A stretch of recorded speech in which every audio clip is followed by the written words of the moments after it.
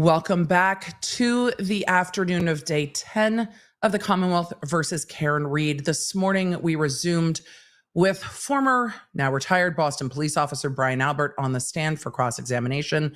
Brian Albert is the homeowner, or was the homeowner, of 34 Fairview.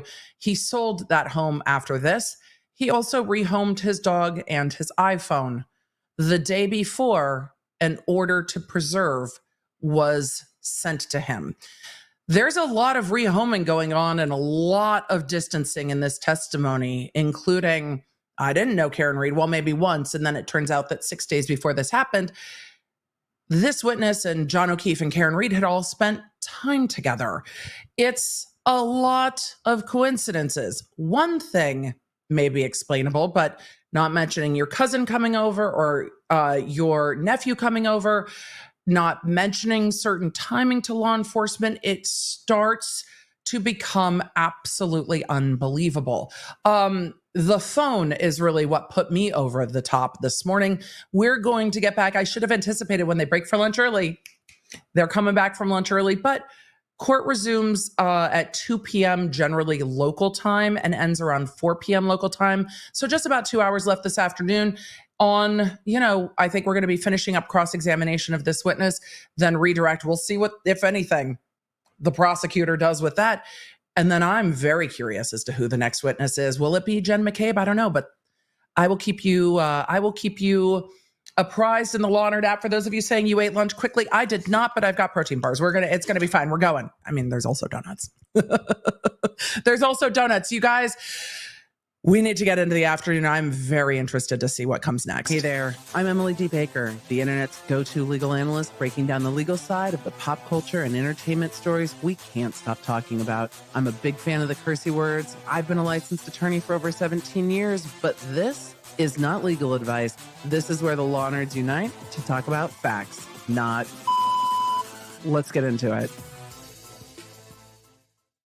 You know what it's time for? Bring the jury. I miss some type of bring the jury, but the hearies kind of make up for it for me. But, today's been a lot. Let's get back into court this afternoon and see what happens. I tried to find a feed that had closed captioning active. I could not find a feed that showed everything. Mr. Jackson, if I had realized that you only had a couple of questions left, we would not have taken the break when we did. So, only a few questions from Mr. Jackson, apparently. Mr. Albert, I want to. But the judge did apologize for cutting him off so abruptly for lunch and said, look, if I had realized you only had a few questions, I wouldn't have broken so abruptly for lunch. I think she does break pretty abruptly for lunch, and she's interrupted both sides. But I do appreciate that she said, that's on me. Address a couple of quick things that we talked about a little bit earlier. The September 22nd, 2022 date, recall that date? Yes. That's the date that you indicate that you believe you got rid of your phone or turned your phone in. You rehomed your phone on trade-in. Did you watch the proceedings that on this case, the Commonwealth versus Karen Read, on September 22nd, 2022? Wait! There was court that day. Alan, this is new information. There was court on September 22nd, 2022. Was that arguing over the phone, Alan? No. You were not aware that that was the first date that I appeared on this case and it was nationally televised? Objection. sustained. Were you aware that that hearing date of September 22nd, 2022 was a televised hearing? Objection. Sustained. What did you know about the hearing date of September 22nd, 2022? I didn't know anything about it. Knew nothing about it? No. Okay. Let me ask a different question. This is going to dovetail into an earlier conversation that you and I had concerning statement that you gave Interesting. to in June of 2023 to the other hearing. You understand what I'm saying? Yes. I'm fumbling the language a little bit, but you understand. He's like, I didn't have time for lunch either. You had indicated a little bit earlier in my questioning that you did not recall saying something to the effect of, yeah, it's only possible that it was me who answered the phone. You remember saying that? That you didn't recall that? Yes. Okay. May I approach, Your Honor? Yes. He's going to impeach him on that. I thought it was interesting that he let it go earlier. And by impeach him, he's going to show him the documents, Mr. ask Albert, him if there's he a remembers highlighted saying portion that. of that transcript. when he If you said just it. Take a look at that, and when you're finished reviewing I also it, found ink for my pen Just look over up at me lunch. and let me know. So, you know, shout out to Pilot. I really, you know, I love the G2s.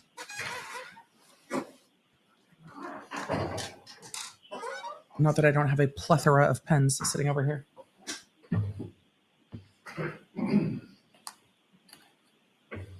It's very interesting to me that there was a court hearing on the 22nd, isn't it? I mean, it's. Yes, I love that Alan's like, the day I came into the case, it was televised, right, sir? Alan, Mr. Albert, did that refresh your recollection as to the colloquy that you had with someone questioning you about this issue in June of 2023? Yes. And in fact, you testified as follows. Question: I also love the Is precise there? V5s. Can you just but then you? Objection, Your Honor, as far as the reading. As far as what? Reading from the transcript, he's Oh, we're asked him if talking his memories are fresh. We're All right, talking so go now? ahead and ask him a question. Don't We're read doing- from the transcript. Did Speaking you of in objections fact now? say in answer to the question, if it's not your wife and it's not your dog, who else is it possible on earth to answer this phone? Answer: yeah, it's only possible that it's me. Did you say that? Yes.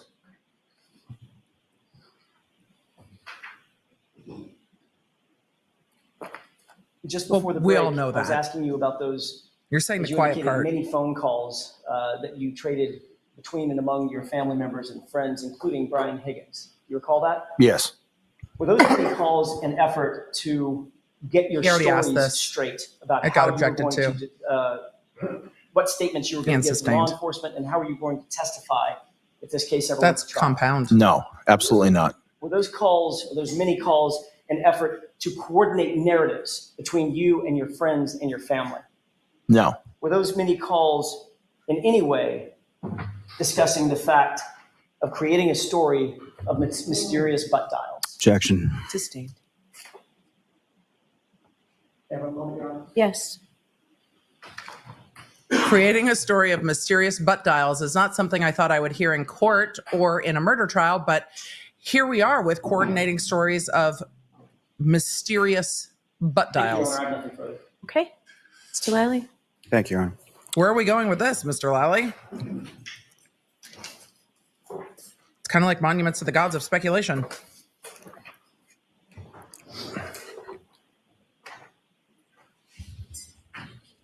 All right, on to redirect. Good afternoon.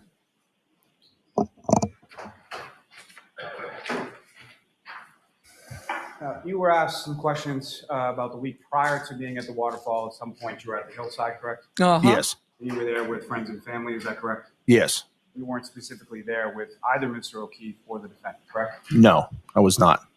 And same with respect to the waterfall on January 28th, you were there with friends and family, is that correct? Yes. You weren't specifically Isn't there everyone with his Mr. family? O'Keefe or the defendant, correct? No, they came unrelated to anything I was doing. And you were shown some video from the waterfall from January 28th in which you were speaking at a sort of section of the table, correct? Yes. And was the defendant the only person in that section of the table? No. There were other people around her, behind her, is that correct? Yes, it looked like there were other people at the table as well as situations. Hey, Lolly, whether or not he was actually speaking to Karen Reed at the waterfall is not your biggest problem by a mile with this witness, sir.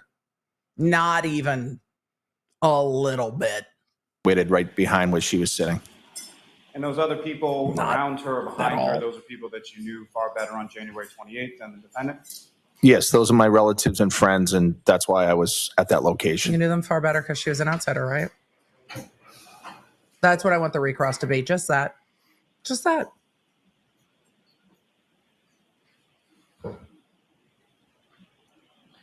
You were asked some questions about going over to Ms. McCabe's house later on in the afternoon of the 29th, correct? Yes. Why did you go over there? I went to Jen's house because she's my sister-in-law.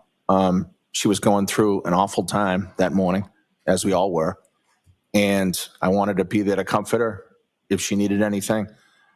Why was it awful for you? You said you didn't really know anybody that was involved and you didn't even come out of your house. It doesn't seem like an awful morning for you. It seems like a lot of commotion.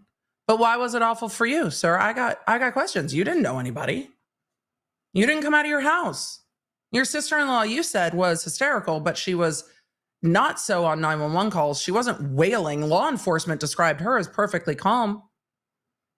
But when troopers went to her house to interview her, then you went over there. Because we're so close, I didn't want her to feel like this was too much for her to handle. Again, Because how you're long so have close you with your known Mr. sister-in-law? Cade? I've known Jen since she was probably 6 or 7 years old. Oh, that's right. She's like a sister. sister to me. Now, at your home on She's in fact your January sister-in-law. 28th and January 29th, when people came back after the waterfall, did you at any point in time? My wife's sister go is like into a the sister to basement me. area of your home? No, Did Why Brian didn't her Cade sister at go any time over? into the basement area of your home? not that I know of. Did you see anyone go into the basement area of your home during the time that you were there after coming home from the waterfall? No. Now, you were asked some questions about your dog, Chloe, in that she wasn't great with strangers. What exactly did you mean by that? All I meant was that she wasn't overly affectionate with strangers. Really? She's a heavy dog. Not everybody likes dogs. A heavy So dog. If there's going to be people at the house that don't know the Chloe is dog, insulted. they might not particularly want her around them. That's not what Were you more aggressive concerned towards about the people strangers in the means. house that didn't know Chloe, or were you more concerned about Chloe herself? The people in the house. Never has the dog, to my knowledge, been aggressive to anybody except for the time that there was a fight between two dogs. Now, you were shown in Then why'd you Exhibit rehome her? 66, that was sort of a drawing of your house. Do you recall that? Then why Yes. rehome her? And had you ever seen that prior to today? No. And do you recall specifically within the drawing or the artist rendering of your house, there were certain lights on around the garage and the front door? I did notice that, yes. And do you recall whether or not those lights were on when you came home from the waterfall on January 29th? I don't recall, but oftentimes those lights are off, and sometimes the bulbs don't even work in them. And when Ms. McCabe comes The lights just don't always into your work. bedroom sometime after 6 a.m. on the 29th, Yes, that was following a day in which you woke up in New York City and went to a funeral. Is that correct? yes. I went to a funeral that morning in New York. And that was for a fallen police officer from the New York City Police Department? Yes, a police officer in New York that had been murdered while on duty, and that was his funeral. And did you know that police officer whose funeral you attended? Objection.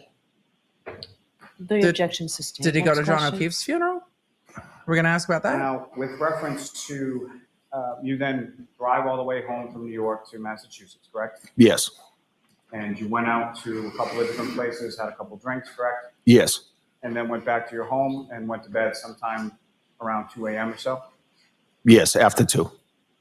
And so about how long had you been asleep? He said 1:45 from the time earlier. that you dozed off to the time that Ms. McCabe comes into your bedroom? Now he's that saying morning? after 2. Only a few hours, probably 3-4 hours, 3.5-4 hours. Well, Now, in when did you relation actually go to to bed if you waking up were amorously butt dialing at 2:20 in the morning? When did you actually go to bed then? That morning, you testified that you did not go outside, correct? Yes. And why not? Initially, when I woke up and I was told what was going on out front, I looked out my window and I saw some emergency vehicles. I did not see John at that time. I came downstairs with my wife and she asked, where was John? And Jen said that he was, It's hearsay. Sustained. Next question. What was your understanding of where Mr. O'Keefe was when he came downstairs? Objection. Ask it differently, Mr. Lally. In reference to when you came downstairs, what was your understanding of medically what was going on outside your house? Objection. Medically? The objection sustained. It's all hearsay. Was there any reason for you to go outside of your house at that time? no, there was not. At that time, there was no victim out in front of my house. So there was no first aid for me to give.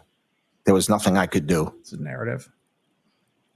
Now, You were weren't asked some questions curious? about the sort of bulkhead in the back of your house, correct? Yes. Half of Canton PD and fire, that might be, the numbers might be off, is in your front yard and you don't go outside.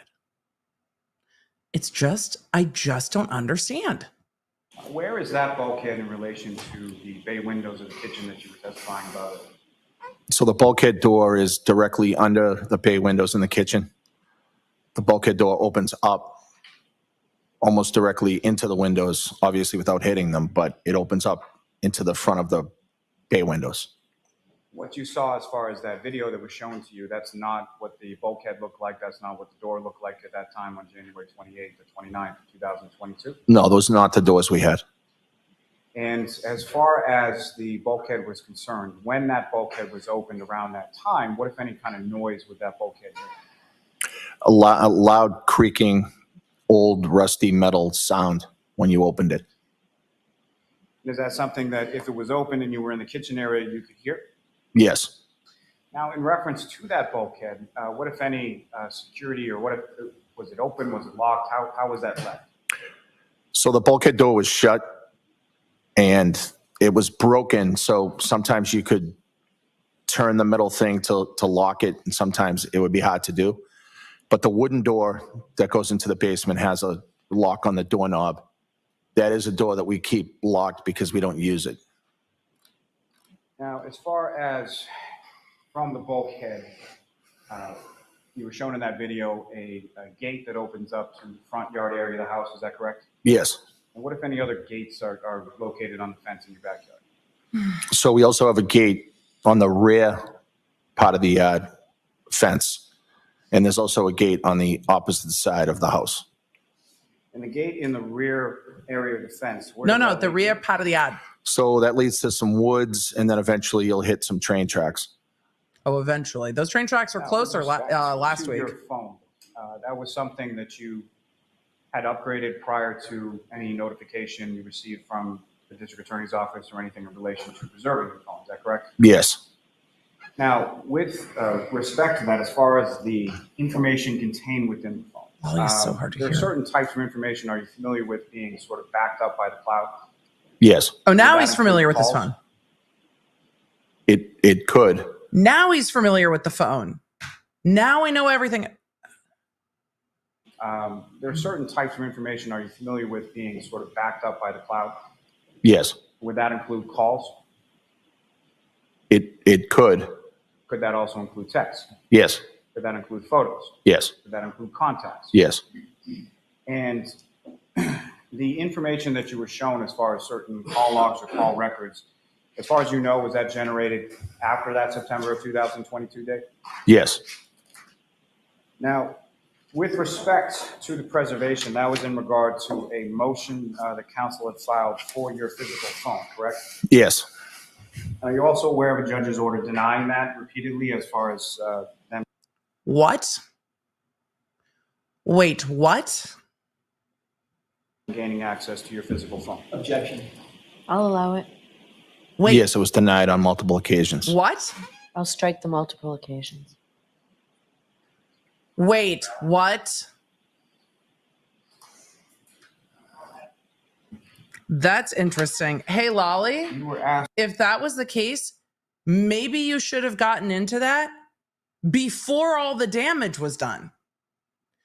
Hey, Lolly, you should have asked that in your direct examination about the motion to preserve the phone being denied. So that's interesting. What was denied? The motion for his phone. There was a notice to preserve because the phone is subject to litigation. And then that was denied. Some questions about Bob, Interesting. correct? You guys are asking Yes. if we can back that up one more time. Sure. We can throw that down again. So the motions that the defense was litigating were denied. Now, with respect to that, as far as the information contained within the phone, we there are went too certain far. types of information. Are That you doesn't familiar with stop him being sort from of knowing backed up that by it's the cloud? coming and being told Yes. there was a Would that preservation include order and calls? getting rid of it the day before. It could. Could that also include text? But Yes. he wouldn't have known about the denial. Yes. Could that include contacts? Yes. And the information that you were shown as far as certain call logs or call records, as far as you know, was that generated after that September of 2022 date? Yes. Now, with respect to the preservation, that was in regard to a motion the council had filed for your physical phone, correct? Yes. Are you also aware of a judge's order denying that repeatedly as far as them gaining access to your physical phone? Objection. I'll allow it. Yes, it was denied on multiple occasions. I'll strike the multiple occasions.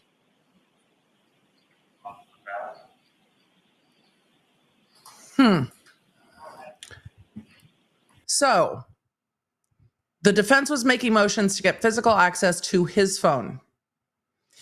The notice of preservation went out on September 23rd. His phone was rehomed on September 22nd. And subsequent to all of that, the motions for access to his phone were denied.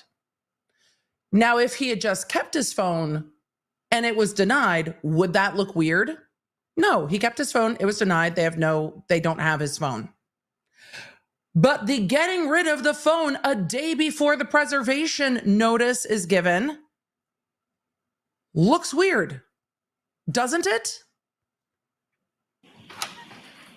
You were But asked, I don't some know which questions judge made that about, ruling to not boxing. turn over the physical phones. Yes. And the boxing that you did, that was in relation to a group associated with the Boston Police Department, is that correct? Yes. And Interesting. when was the last time that you were involved in any kind of actual boxing match? 20, close to 20 years ago. Now, with respect to some of the training that you were talking about, with respect to the Boston Police Department, you were given some training as far as defensive tactics, is that correct? Yes. And is that something that is standard, that is sort of given and administered to every Boston police officer? Yes. And within the academy, you go to the defensive tactics training. And that would include John O'Keefe, correct? Yes.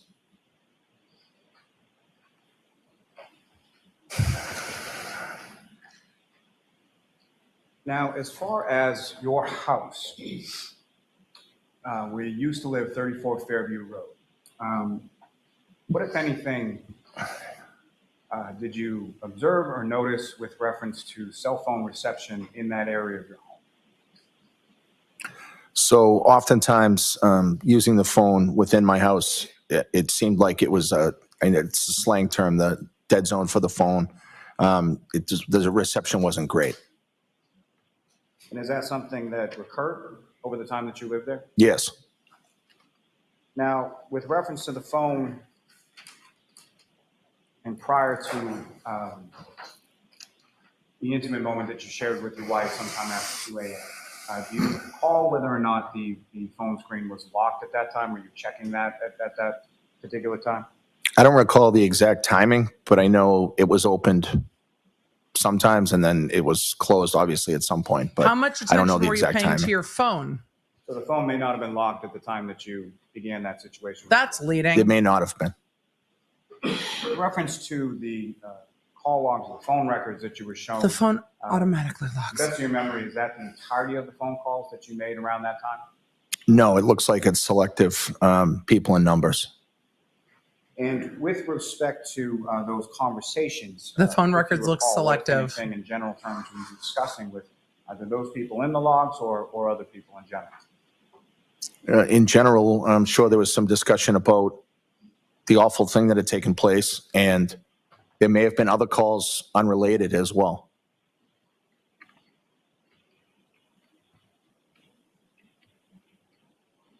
Can I have one moment here? Yes.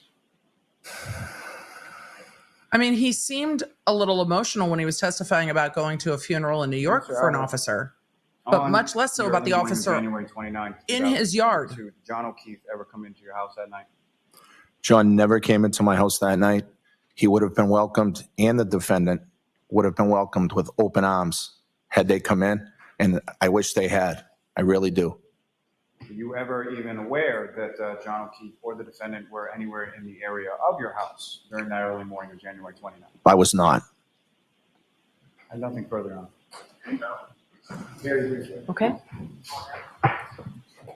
So we talked about cell phone reception not being good in your house. When did you and Mr. Lally talk about that cell phone reception issue? The what? Cell phone reception issue in your house. It came up during one of the preps. Which prep? I don't remember which prep, probably the last one. I thought you only had one prep with Mr. Lally. Well, we had the prep before the grand jury, and then I had the prep for this trial. Okay, so that's two. So you brought up the fact He said he that didn't really that talk to cell phone Lally, though. reception in that preparation. The conversation came up, yes. Mr. Lally taking notes? I don't recall if he was taking notes. Was this recorded? Probably I not. don't believe so. And where did you say this conversation took place? So the prep was at the district attorney's office, which is in Canton. This morning when I asked you, you said you couldn't quite remember where it took place. You're That's right. correct. I couldn't remember this morning. And I asked you, could it have been the DA's office? And now your memory is refreshed. Yes. What refreshed your memory between this morning and now? I was just thinking about it in my head and reminded myself that it was the DA's office. You caught me off guard when you had asked me. I didn't have it at the top of mind. Did you talk to Mr. Lally over the lunch hour? Briefly. Bring up the fact that Briefly. you had cell reception in your house over the lunch hour? Just now, no. What did you talk about over the lunch hour? Just how much time I was going to have left on the stand. That was really about it. So you and Mr. Lally talked about the fact that you've been on cross-examination for 2.5 hours and your conversation consisted of, you probably got another 10 minutes. Yeah, I think he was going to lunch or doing something, so. So you didn't talk about the substance of your testimony? No. He didn't tell you what questions he was going to ask you on redirect? Maybe mentioned one thing he may ask me, but that was it. Like, what was that? Just he was going to ask about what happened at the house in the morning. That's, some of the questions on redirect, that's all. Meaning he was going to ask you the question about whether or not John came in the house? No, not necessarily. He was going to ask you about whether or not you had bad cell reception at the house? No. What was he going to ask you? He was going to ask about the morning of the incident, about coming downstairs and why I didn't go outside. Did he tell you what he thought would be helpful for the Commonwealth? Nope. Did he tell you how he thought you should answer that question? No. He did ask you about a situation concerning the motion. It does not seem, Chad, that the judge admonished this witness that they could not talk to anyone. Is the prosecutor allowed to say, you're going to be on finish cross and then do redirect? Yes. How much conversation they're allowed to have varies by jurisdiction. It seems that the court did not say you may not discuss your testimony with anyone. Therefore, he can. That's why it's being asked about. So does it surprise me that they spoke briefly? No. It surprises me more that he's not like the prosecutor said this, and that. Because most of the time, you will get a witness that will say, yeah, I talked to the prosecutor at lunch. They told me to get something to eat, to take water up to the stand. If I didn't understand the questions, to do this. That they had more questions for me, that the defense might have more questions for me. They will normally lay out exactly what the prosecutor says to them. I know, because I had a lot of witnesses. And there were times I would talk to them over lunch. There were times I wouldn't. But it was generally, this is what's going to happen. You will be under oath. Tell the truth. Get some food. You're almost done. Take a breath. That kind of thing. So the evasiveness in the answer is more concerning to me. Or more odd to me. To preserve, correct? No. I'm sorry. He asked you on redirect. Allie, these are not attorney-client privilege. The district attorney does not represent this witness. The district attorney does not represent victims. The district attorney represents the people of the Commonwealth of Massachusetts, but does not have witnesses. So that is not privileged. Oh, yes. Yes. And He you said, mentioned that I'm going to talk to you there on was redirect. A motion that he has said, been denied yes. for the defense to get access to your physical phone. Oh, I'm curious Yes. about this. You're aware that that motion was denied in October of 2022, correct? Yes. You had already gotten rid of your phone a month earlier, hadn't you? Yes. And the preservation order from the judge was still in place when you got rid of that phone, wasn't it? No, I believe the phone was upgraded prior to the preservation order. Oh, right. The day before. Yes. Alan. All right, Mr. Albert, The you day are all before. set, sir. Okay, thank you. Thank you, Jerry. Right, the day before. Your next witness, Mr. Lally. Yes, Your Honor, the call will call Brian Albert Jr. to the stand. Okay. Okay. Oh, right, the day before. Brian Albert Jr. Your Honor, with the court's permission, the papers that were left up there with the last witness, I don't think are marked as anything. I just Okay. return them to counsel. Interesting. However, for those who are not, for me, I am not thrilled that the impression was left that the preservation order had been, the preservation order and the motion to turn over the phones are two different things. The preservation order was do not touch anything until this is litigated. This is subject to litigation. At the end of the day, the phones were ordered not to be turned over, but it's kind of moot because the phones didn't still exist. So the preservation order, though, stands. You can't damage or destroy anything until the court decides if these will be turned over or not. And yet they were gone the day before notice was given of that. And yes, this human is tall. Yes, Chad, I see. Whole truth and nothing but the truth, so help you God. I do. Thank you.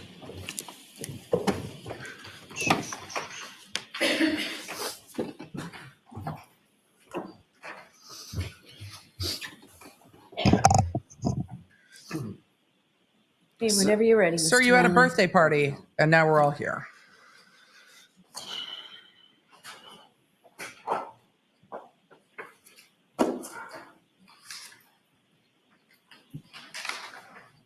Good afternoon, sir. Good afternoon. Could you please state your name and spell your last name? My name is Brian Albert Jr., and it's Albert. And where do you live, sir? I live currently in Norwood, MA. And how long have you lived in Norwood? I believe since I think it's about a year, since last May. This is going to be And witness. prior to moving to Norwood, Oh, dear. where did you live before? I've lost I lived in Canton, And where? 27. specifically in Canton? 34 Fairview Road. And how long was it, sir, that you lived at 34 Fairview? I'm going to guess, but I'm going to say maybe about 10 years. And how old are you now, sir? I'm 25. And with respect to both where you live in Norwood and where you live in Canton, Mhm. who, if anyone, did you live there with? Well, when I lived in Canton, I lived at one point with my 4 siblings, but then some of them moved out. And then in Norwood now, it's basically just me and my parents, and 2 of my siblings are at school. So they come home in the summer and stuff. And by your parents, your father's name is Brian Albert as well, is that correct? Yes. And your mother's name is Nicole? Yes. Now, do you work, sir? Yeah, I do. I work in IT. And how long have Can we been ask doing you it? about the phones? That job will be a year, maybe a year in August, I believe. We have questions about the phones. Sir, if I could turn your attention to the time frame of January 28th, 2022 into January 29th, 2022. Do you recall that specific time frame? Yes, I do. And with the 28th and the 29th, do you know roughly what days of the week that was? He does look very Maybe nervous. Friday and a Saturday, I believe. And with respect to 28th or the 29th, what, if any, significance do those dates have? Yeah, so the 29th is my birthday. The 28th was the day before my birthday, obviously. So I had a few friends over for my birthday. And do you recall how old you were turning on the 29th, 2022? That was what, 2 years ago? So I'd be 23, I think. Yeah, 23. Now, in the week leading up to that weekend, what, if any, plans did I couldn't do that math either, sir. How many years ago now? Yeah. So I was kind of up in the air. I didn't know if I wanted to go out. I'm kind of a homebody person. I like to stay at home. So I was kind of up in the air. So my plan was to have some of my friends over to my house. We would eat, have a couple of drinks, and then I would decide then if I wanted to go out locally in Canton or not. So that was my plan. And then a few days before, that's when we found out that the snowstorm was actually going to happen, because you know how it always They always say it's going to snow and it never does. Yep. Then that kind of threw a wrench in it, but I was kind of like, well, we'll see what happens. And so we went along with the plan. And that particular evening of January 28th, that's at some point people came over your house, is that correct? Yes. And about what time was it that your friends first started coming over? I would say my friends first arrived probably around 7:30 p.m. And who were the first of your friend group that came to your house that night? The first two were Sarah and Julie. And just for the record, Sarah's last name is what? Levinson. And Julie's last name is? Nagel. And with respect to them coming over to your house, was there anybody else from your household or your family or anybody else that was present when Sarah and Julie stopped by? I believe when they first got there, my mom was still at the house. She hadn't left yet to go out where she was going. Do you know where she was going that night? I believe she was going to the Waterfall Bar and Grill. You know who, if anyone, she was going there with? Yes, she got picked up by my Aunt Julie.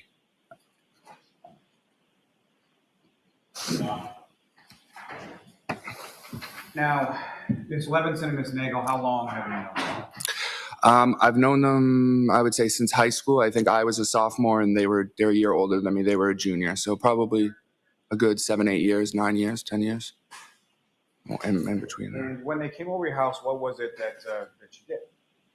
Well, we were just hanging out. I had a few more friends who were on their way, so they came after. Probably around 8 o'clock, I would say, 8:15. They were there, and we were just all hanging out, listening to music. We ate some food. I think we played some card games. Just normal hangout stuff. And over the course of this evening, did yourself and your guests, did you also have some alcohol? No, yeah, people were drinking. Yeah. Recall, generally speaking, what people were drinking? Mostly like seltzers, like White Claws or Trulies and stuff like that. Fair. Now, you mentioned that some other friends came about a half hour or so after Julie and Sarah arrived. Is that correct? Yes. And who were they? They are. Do you want their full names or? Okay. They are Catherine Duty. The White Claw. Catherine Duty. Trying to think. Emily Fabiano. Courtney Alba. Not an Emily. And I think that's it that I can recall as I sit here. And with respect to those other friends, how did you know them? How long did you know them? I knew everyone from school. We all went to high school together. So the other ones were in my grade. So we were closer friends because they were in my grade. So I've known them for a long time. You all know everybody. And just to be clear, when you say from school, you're talking about high school? High school, yes. You went to Canton High School, is that right? Yes, I did. Now,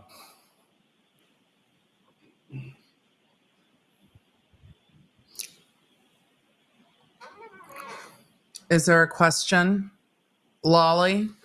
with respect to having your friends over your house, was where sort of within the house were you all sort of hanging out? We would all just kind of hang out, probably, I would say, and mostly in the dining room. The dining room and the kitchen were kind of like one big open space. So we would be like in the kitchen or the dining room. And sometimes I think we may have like walked into like the family room area, sat down for a little bit, but mostly it was just the dining room and the kitchen. And I mean, the family room area, as is one that, does. visible from the kitchen and dining room area? There's a wall, but there is a doorway, door frame. So you can't see all of the family room, but you can see a good amount of it, yeah.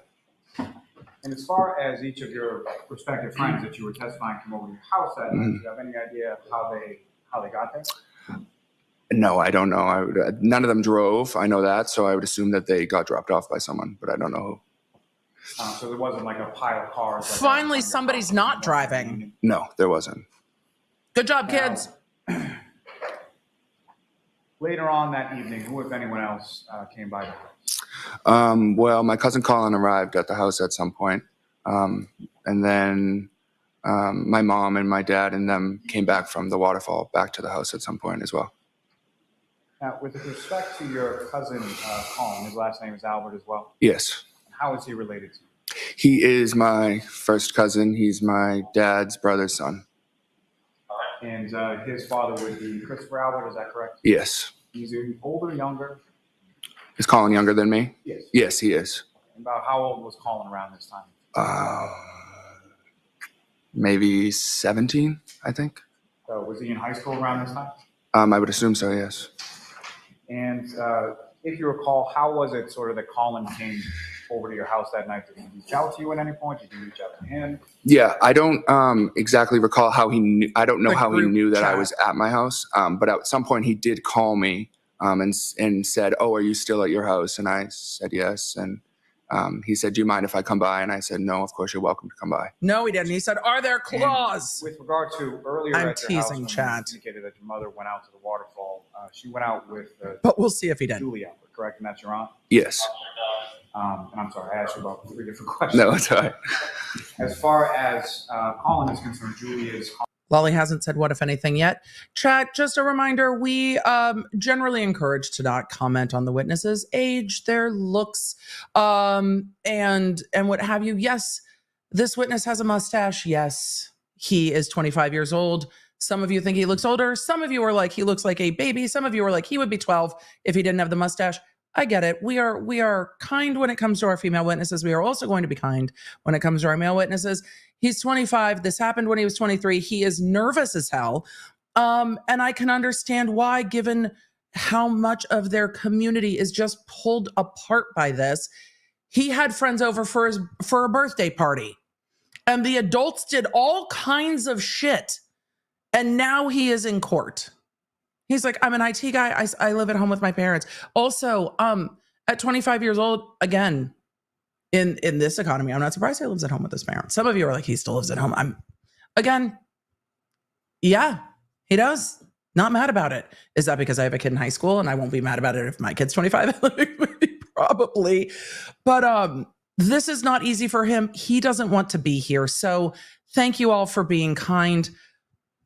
This is not where he wants to be. And at least all of his friends got dropped off. None of them were driving.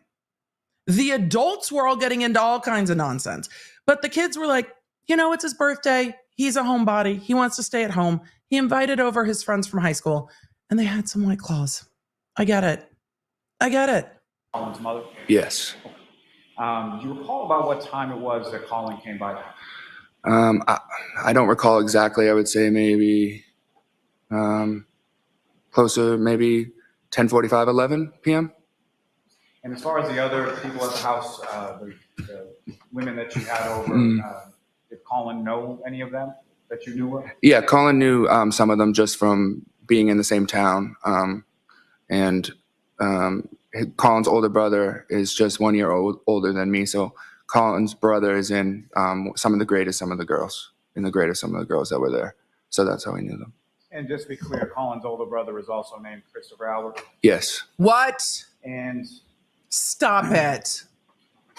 Also, he's got 4 other siblings. There are 5 of them. As far as the things that you were describing before, as far as hanging out, is that essentially what continued after Colin's arrival? Yeah, he was just another addition. We just were continuing to do the same stuff, hanging out.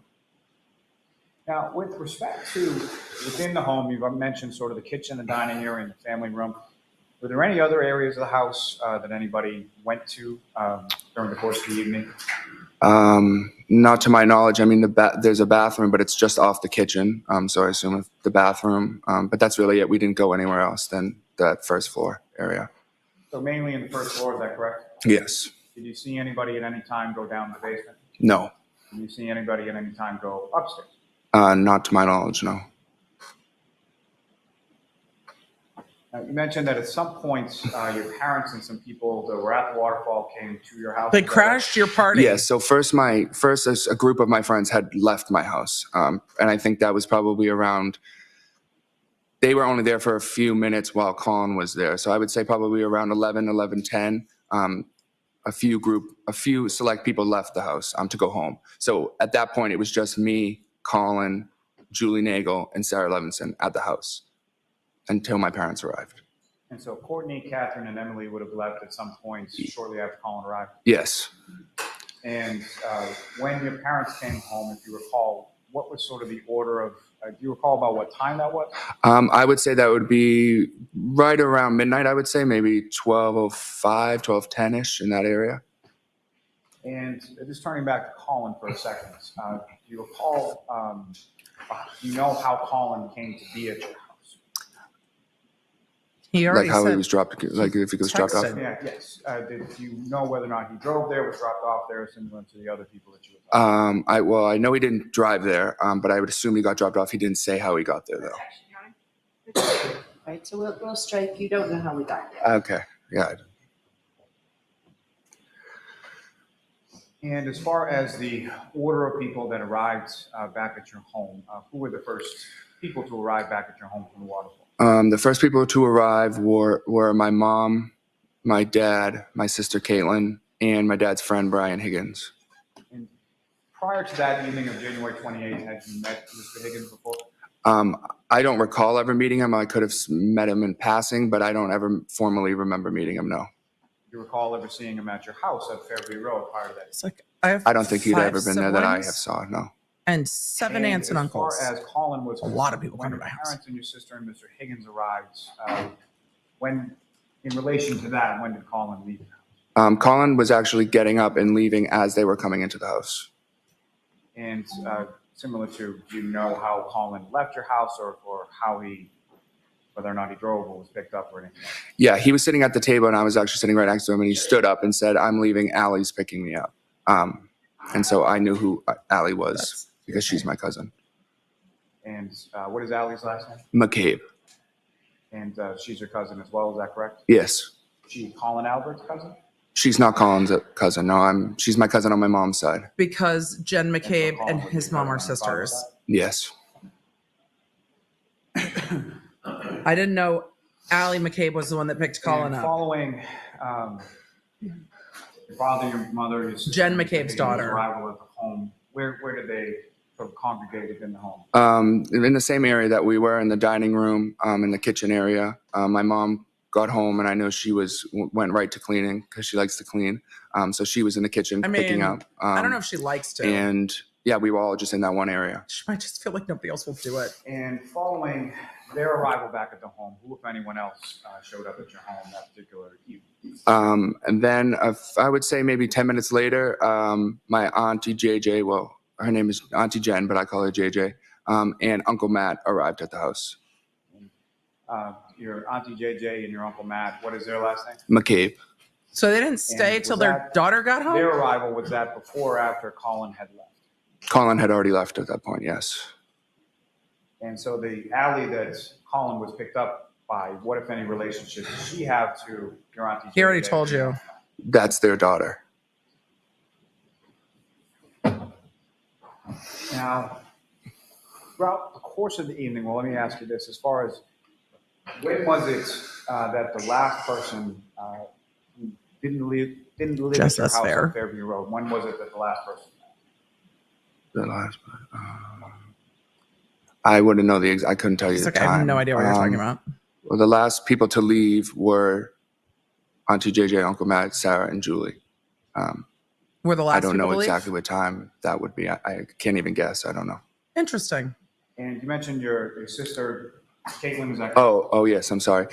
I was just thinking of her as my sister, like sibling. So she didn't live in the house, so she was the last person to leave. And prior to her leaving is when your Auntie JJ, Uncle Matt, and Yes. Yeah. so with respect to after He didn't think of her as people. He's like, no, she's sister. Aunt JJ and your Uncle Matt McCabe arrived at the house, who, if anyone else, came by the house that you were aware of? No one. Well, let me ask it this way. As far as anybody else following them actually physically come in, That's leading. No one else came into the house after them. No. and at some point were you made aware of someone out in front of you? I saw someone outside of the house. Yes, a car. And what was it that sort of drew your attention to the front area of the house? Yeah, so at some point, my friend Julie stood up and said, "Oh, my brother's outside." Her brother was there to pick her up. And someone made a comment saying, "Oh, no." It goes to explain Know action. what they said would happen as a result. I don't think it's hearsay. Um, That's hard to cut She out went of the story. outside to talk to her brother. And so I looked out the window at that point. And she was outside talking to her brother. So his truck was there. And I saw another car there as well. And with respect to your friend Julie Nagel, her brother, what is his name? His name's Ryan Nagel. And if you recall the time that Julie gets up and goes outside to talk to her brother, where were you within the house? I was still sitting at the dining room table. And with regard to that area of the dining room table, how is it that you were able to see out in front of the house? There's 2 windows there. So I just turned around and looked through the blinds. And when you looked through the blinds, what is it that you saw out in front of your house at that time? Yeah, so I saw a truck, which was Julie Nagel's brother's truck, I believe. And that was a little ways, almost like in front of the driveway of the house. And then a little ways in front of it, there was another car that I hadn't recognized before. It was a dark SUV-ish, and that's all I knew about it and could see about it. Now, similar to yourself, who, if anyone else from sort of the group of people, either in the kitchen or in the house, did you observe near a window or a door that was looking out on that? I believe my uncle Matt McCabe noticed the car outside as well. And with respect to the dark SUV that you didn't recognize and what you thought was Julie Nagel's brother Ryan's truck, was there anything in between the truck and the dark SUV that you saw outside? Not to my knowledge, I didn't see anything, no. And as far as the weather, when you looked outside, what, if anything, did you know about the weather? It was definitely snowing. I wouldn't know how many inches, but I would say an inch or 2 of snow at that point.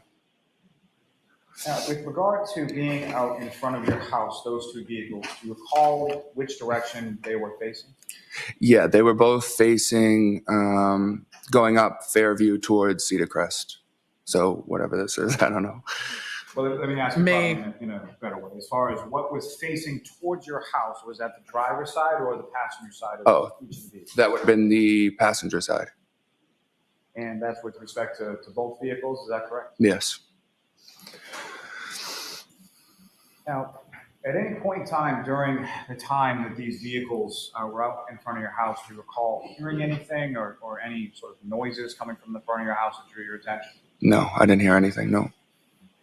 And as far as looking out the windows and seeing these vehicles in front of your house, how many times did you look out? I believe I looked at that 1 time, and then I think I looked out 1 more time after that.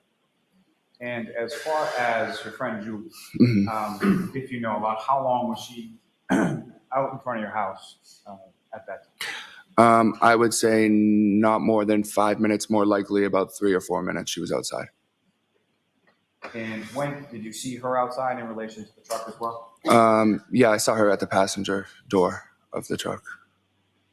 Now, that vehicle that you observed that you didn't recognize, the darker black SUV, was that vehicle in one place or more than one place during the times that you looked out the window and saw it? Yeah, so the first time I looked, I would say it was closer towards the mailbox, maybe a little bit in front of the mailbox. And then the second time, the last time I looked out the window, it had moved further down, closer to, I'll say, the flagpole. So closer that way. It went down that way towards the flagpole.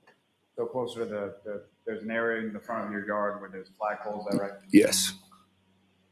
Now, as far as when it moved, as far as the weather and the snow was concerned, could you see anything in relation to the roadway in behind the SUV as it, once it had moved from that initial position to the following position by the flagpole? Yeah, I had noticed just some tracks in the snow, indicating that the car had moved up.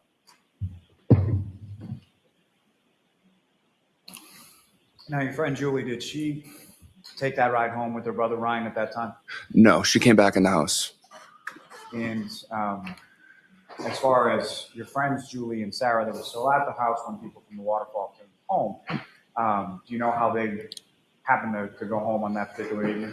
Yes, my aunt J.J. McCabe and Matt McCabe drove them home. And do you have any idea about what time that was? No, I'm not really. I'd be guessing. I would say maybe one something, maybe. If you would be guessing, don't. Now, with respect to your sister, Caitlin, who you indicated was the last person to leave the home that evening, is that correct? Yes. And were you awake or downstairs at the time your sister left? I don't know if I was downstairs when she actually left, but I was down there for a minute when she was the last one present at the house with my mom. And do you know how she was leaving the house that night or how she was getting home? Yeah, I believe her boyfriend was picking her up. What's her boyfriend's name? Tristan Morris.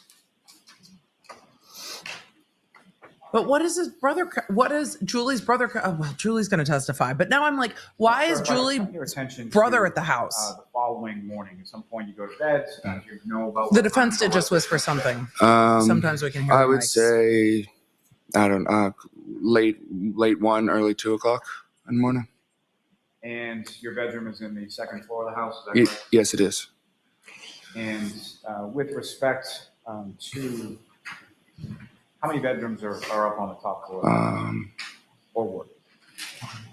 For those of you asking, 4, I believe. JJ is his name for his aunt Jen McCabe. Your bedroom, where was that in relation to sort of the layout of the house? My bedroom would have been the middle back of the house. So I had 2 windows, but they were in the backyard of the house. So the middle, but the back side.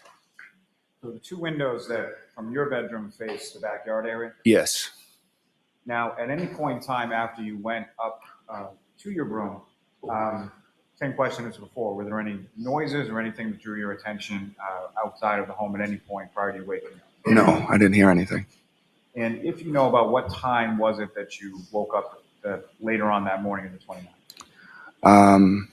I can't recall the exact time. I'd say maybe, I know previous testimony I may have said earlier, but I don't believe it was that early. I would say 7:30, 8 a.m. What was it that woke you up that morning? My dad had knocked on my door. And without anything specifically that your dad talked about, following that conversation, where did you go? I just threw on some clothes and I went downstairs into the main first floor of the house. When you came downstairs into the main first floor area of the house, who, if anyone, did you see? Yeah, so when I went down there, it was my mom, my dad, my auntie Jen, and my uncle Matt.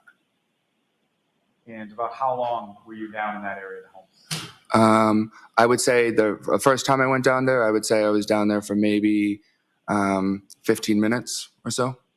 You said the first time you went down, were there subsequent times after that? Well, yes, I went back up into my room after I was down there the first time, and then I came back downstairs. And at that point, there was no one there besides me and my parents. And that second or subsequent time that you came downstairs that morning, do you know about how long it was after the first time? I would say maybe an hour and a half, 2 hours, maybe. Now, with respect to your birthday, as far as what, if any, sort of ritual or what, if any, do you have with God, regard to your Aunt Julie? Oh, yes. So, Lolly, just say, sir, can you tell us about birthday donuts? What is that? so my aunt likes to get me donuts. It started, I don't even know, probably when I was like in middle school. Because I used to really like donuts. So every birthday she would give me 6 donuts in a box, in a card. And that was just our ritual. She would bring it over every day, every time it was my birthday. Does she always put them in a freezing car? Those, as far as the donuts and the card and everything, at some point on that particular morning? Yes, I believe that when I went downstairs the first time, the donuts and the card were there already. So I had known that she had come by and dropped them off for me. Did you physically actually see your Aunt Julie on that particular morning? No, I didn't see her then. Also, all this testimony is why I can't stop eating donuts. Too easily suggested. And now I just want donuts all the time. His dad's the only one who ever said coffee. Everyone else just said donuts. His dad's the one that said coffee. I'm surprised Lolly didn't say, what type of donuts did you get from Dunkin' that day? Like, I'm surprised we're not there. So, you know. It's one thing that Lolly didn't ask. The donuts in the snowstorm aren't super weird to me. The not calling your best friend back is. Photographs, I just asked you to look at those to yourself. And Okay. Okay. Chat said Boston cream, of course. Shelly, thank you for that. Emily said it's a sweet tradition. I think so too. It's just making me want donuts. My donuts are And chocolate just generally frosted. speaking, do you recognize what's depicted in those photographs? Yes, this is my old residence. Old residence at 34 Fairview. Is that correct? Yes. And generally speaking, what's depicted in those photographs, is that a fair and accurate portrayal of what the house looked like around that time? Yes. May I approach again, Your Honor? Yes. Commonwealth will seek to introduce and admit as the next forward exhibit. Are these new photos? No objection, Your Honor. These are new photos. Great.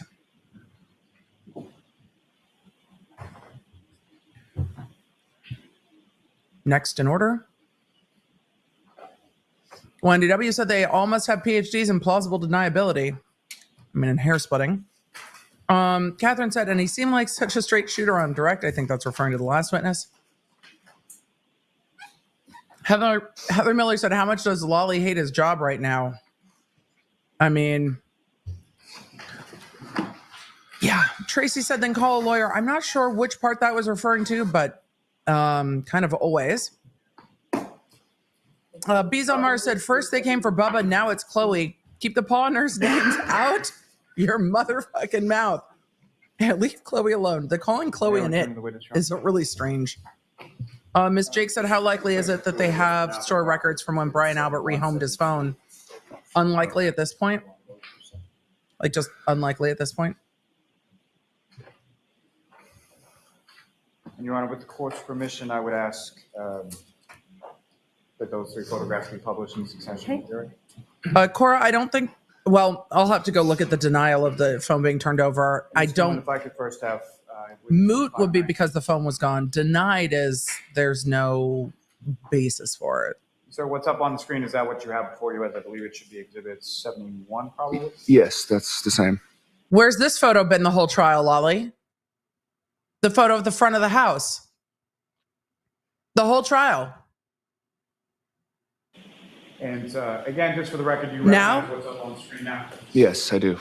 Okay. Now, before I get into the photograph, there is one other question that I need to ask. We have suffered through horrible With respect photos. to the And now on day 10, there's a picture. sort of tenor and demeanor of that evening. Mhm. How would you describe, For fuck's sake. from when your friends were there to the time that the folks came back from the waterfall? How was sort of the mood within the house? Cheerful, fun. Everyone was having a great time. Any fights, any arguing, any tension, anything else that you noted of note with regard to that? No, not at all. And I believe, sir, there should be a laser pointer on the desk there in front of you. Yes, the green laser pointer is so helpful. I'll ask you a question about it with respect to the picture. Okay. Now, with regard to the front area of your house, at 34 Fairview Road when you live in, The flagpole is to not the driveway side of the house, but from my looking at it, the left side of the house. So the flagpole is further off to the left from where this photo is. there's basically 2 doors on the front of the house, correct? Yes. And if you could just use the matte laser pointer and direct the jury's attention to where in the photograph you observe each of those 2 doors. Okay. So this would be the first door. Twisted Here? Puppet in the chat And this said, is the what's being second door. discussed? The fact that Lolly hasn't shown this And picture for first 10 door days. sort of further away from the driveway. Is that But it's the testimony of front door Brian area? Albert Jr. Yes, that's the front door. And the other door, where does that lead? The side door leads just right into the family room. And as far as around this time, January, or on this evening, if you recall, where were people sort of coming in and going out of their house? I don't know. I couldn't tell you specifically. I think some people use both doors. And what we're calling sort of the front door area, that's sort of one closer to the garage leads into the living room, is that correct? Yes. And so the front door further away from the garage, where does that lead? That's like a foyer area. And then if you take a right, it leads you to the dining room, kitchen, and then you keep going into the family room. Now, if you don't take a right and go into the kitchen and the dining room, and then sort of into the family room, you just sort of go straight, where does that lead? Well, you can't really go straight. If you walk in a little ways to the left, there's a set of stairs that go upstairs. And you can go straight a little bit, and then to your left again, there's stairs that go downstairs into the basement. Okay. Now, in addition to you, your mother, your father, around the time of January 2022, did you have a pet as well? Yeah, we had a dog, Chloe. What a dog named Chloe? Yes. But how long at that point had you had Chloe? We had her for Why does a this few matter? years. I don't know exactly how many years, but a few years. Now, On that night specifically of January. We know he had a dog. 28th leading into the 29th, did you do anything as far as letting Chloe out to use the bathroom or anything like that? Yeah. So the dog was actually upstairs in my parents' This is bedroom. helpful. She likes to sleep up there and stay up there. So she was upstairs when my friends were downstairs. And at one point, after my dad came home, it was asked if someone let the dog out. And I said, sorry, I forgot, because it was my responsibility. Did he say, did someone let the dog out? Or did he say, who let the dog out? I need clarification. Because I was the only one home. So he went upstairs to get the dog, got the dog, brought her downstairs, let her outside. And so when someone would let Chloe outside around this time, so can you describe that process as far as would it be a leash or just let her out, or how would that happen? Yeah, so we had a fenced-in backyard, so we just kind of let her through the back door and open the door, and she was able to run around out back. Whoever let her out, would they typically sort of stay at the back door while she was out? Yeah, we stay around the kitchen area, yeah. And Ms. Gilman, if I could have... If ever there was a moment in this trial for who let the dog out, this was the moment for who let the dog out. So the next exhibit would be number 72, which I was look up on the screen. It was relevant. Yes. Oh, look, another picture that we haven't seen yet in 10 days. There's the flagpole. A flagpole in the area of the front yard, is that correct? Yeah. Using that laser pointing, you could direct the jury's attention to where that is. Right here. Now, with respect to this photograph that's up on the screen right now, Ms. Nagel's brother Ryan, where was, if you could direct the jury's attention to where it was about to observe that? He would have been more this way, so the photo doesn't show you all, but he would have been more in front of the driveway over here. You should have asked it on the last And picture. that first time that you looked out the window, where was the dark SUV? You should have asked it on the last picture. I believe that was right around the mailbox area, right about right here. And then again, if you could direct the jury's attention to the second time that you looked out and the SUV had moved, where had it moved to that? It was more down this way on the side of the road. Now, if you could, as far as the windows that you're talking about in the kitchen area that you were looking out of, you see those in this photograph as well? Yes, I do. If you could direct the jury's attention to where you can see those. Those are about right, those two right there. Thank you. Yep. Ms. Gilman, if I could have the last photograph on that set. For anyone asking about the streetlights in this area, there's been limited testimony that there are not streetlights right in this area on this side of the street. And again, this is. But we do not know where they are on the opposite side of the street. Taken around the time of January 2022, correct? Yes. And as far as the flagpole in this particular area, that's off the sort of the left center of the screen, is that correct? Yes. Now, in between the time that you saw that dark SUV that you didn't really recognize in the area of the mailbox and then further down, did you see it at any other points moving along? No, I just caught it as it had already moved. By the time I looked out the window, I noticed that it had moved up. And facing the same direction, is that correct? Yes. Same passenger side door that was facing your house? Yeah. And as far as the dark SUV was concerned, at any point in time did you look out and not see the dark SUV? No, I didn't look out the window again. So for the rest of the evening, you didn't look out the window? No. Now, in reference to the time that expired between the time that you saw it in the area of the mailbox and the time that you saw it over by the flagpole, do you have any idea how long period of time that was? I would say probably within a couple minutes. It wasn't a long period of time that I looked out the window. And as far as you know, your friend Julie, who had gone out to the pickup truck to talk to her brother Ryan, was she still outside around the time that you looked out the second time? She could have been. I'm not sure if she was at that point. I'm very but she could have interested to been. hear from Julie and Ryan. And Ms. Gilman, you can take that. Very interested. I'm still not Yeah, exactly just sure one what moment. time this is. I wonder if we'll get more information from the other witnesses.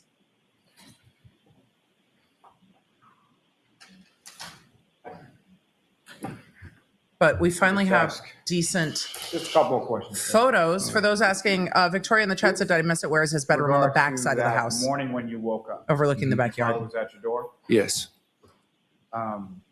As far as from what you could see of his person, what, if any, injuries or anything did you observe on his person at that time? On my father? Yes. Nothing. Now, at that time, January 28th and January 29th, 2022, did you know anybody by the name John O'Keefe? I knew of the name, but I didn't know him personally, no.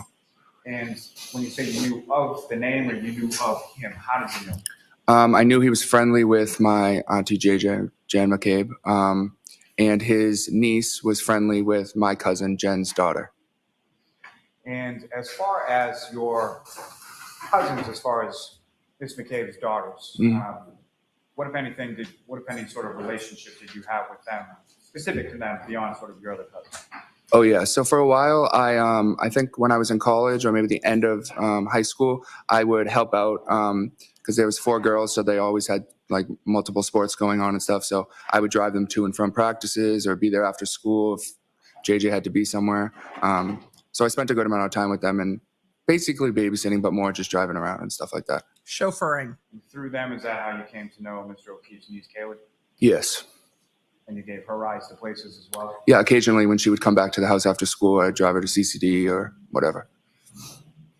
And had you ever met, to your recollection, John O'Keefe or anybody by the name of Karen? I mean, benefits of a big family is you've got somebody to John help with O'Keefe, kids. no. I mean, he could have came into the house once when I was there at my aunt JJ's house, and we could have said hi, but I don't remember formally meeting him, and I never met Karen Reed either.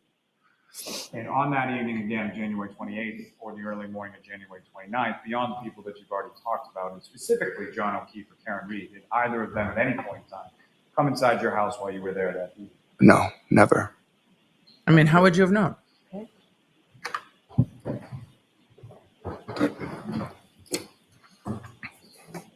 Ms. Little, I'm just going to hold you up 1 minute. I think we probably need spellings of the. Yeah, I mean, we he do. said no, never, I but don't know if I'm going to be the best speller, but I'll try.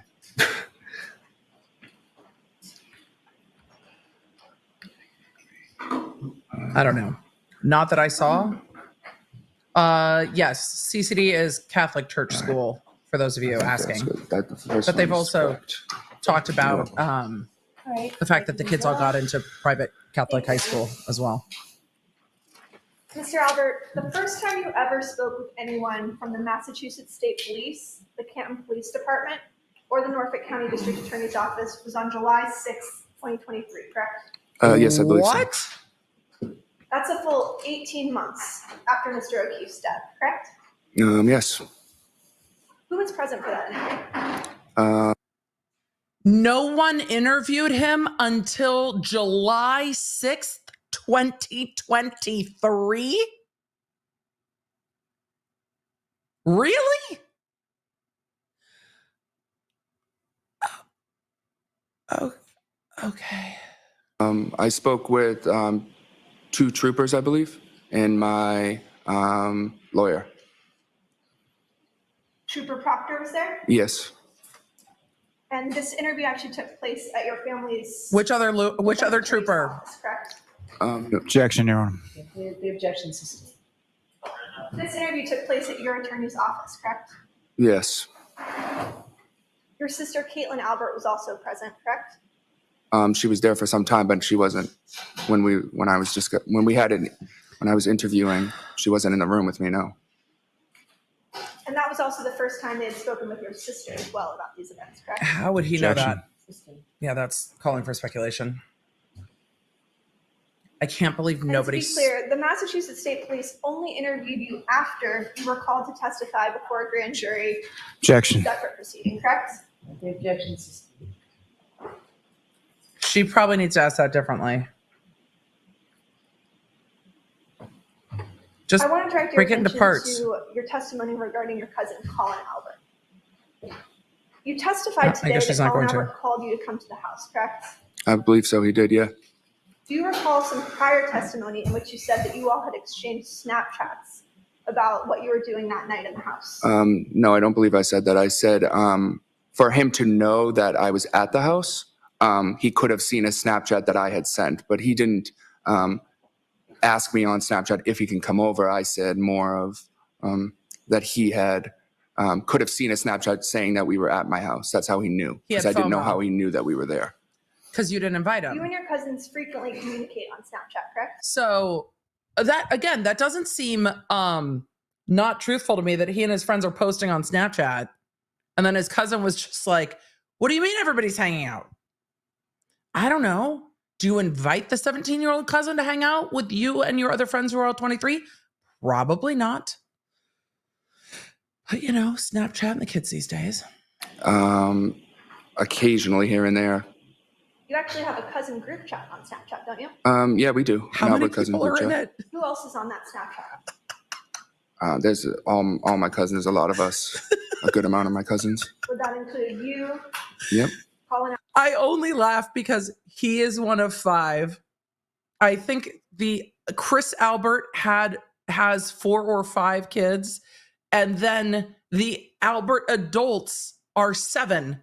So the Albert adults are 7, and each of them seem to have large or larger families. So if you're talking about all of the cousins from all of the 7 siblings, and then the 7 siblings' spouses and their kids, I would imagine it's a lot of cousins if you're including all of the cousins and not just the Albert kid cousins, but also, anyway, I would imagine that's a lot of cousins. Albert?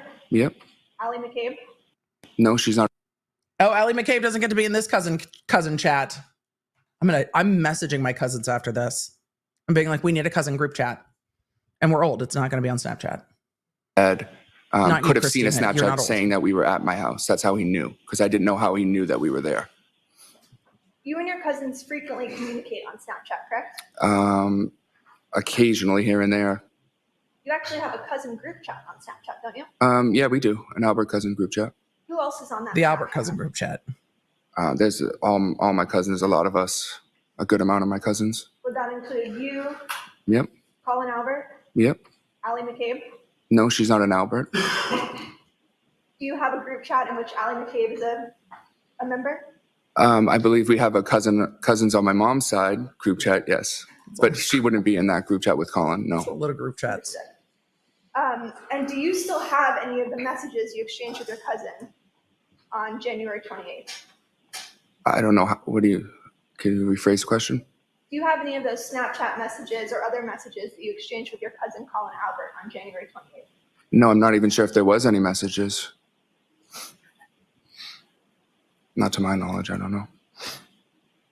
He didn't say that he snapped his cousin and said we're having a party. He said my cousin might have seen it on Snap and messaged me.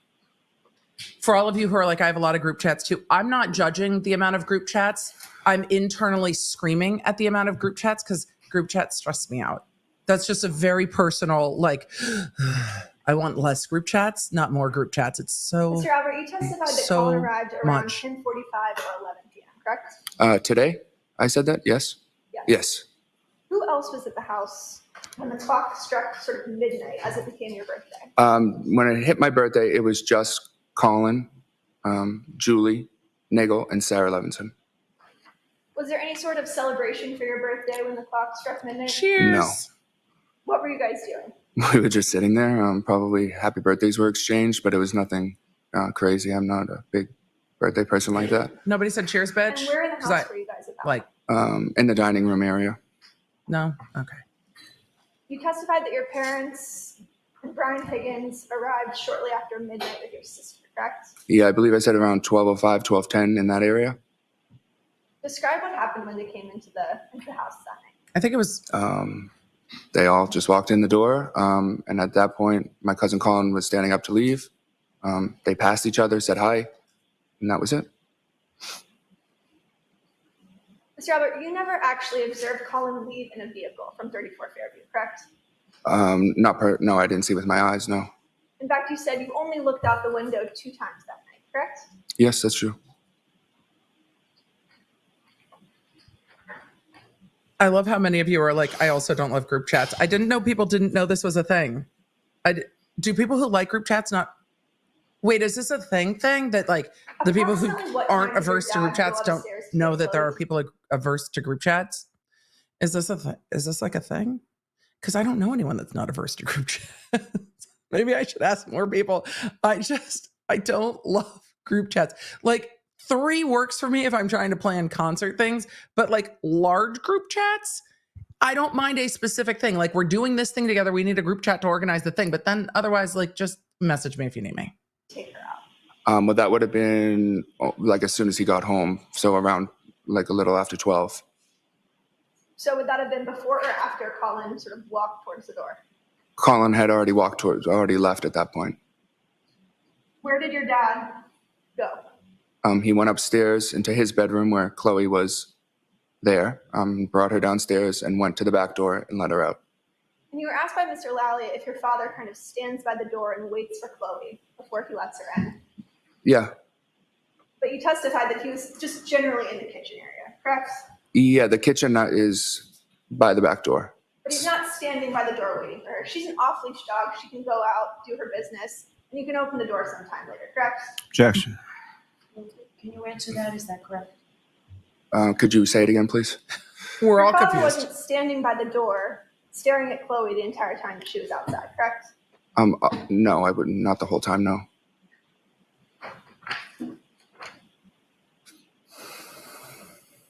You testified earlier that Julie Nagel went outside to speak with her brother to indicate that she no longer needed a ride. Do you recall that testimony?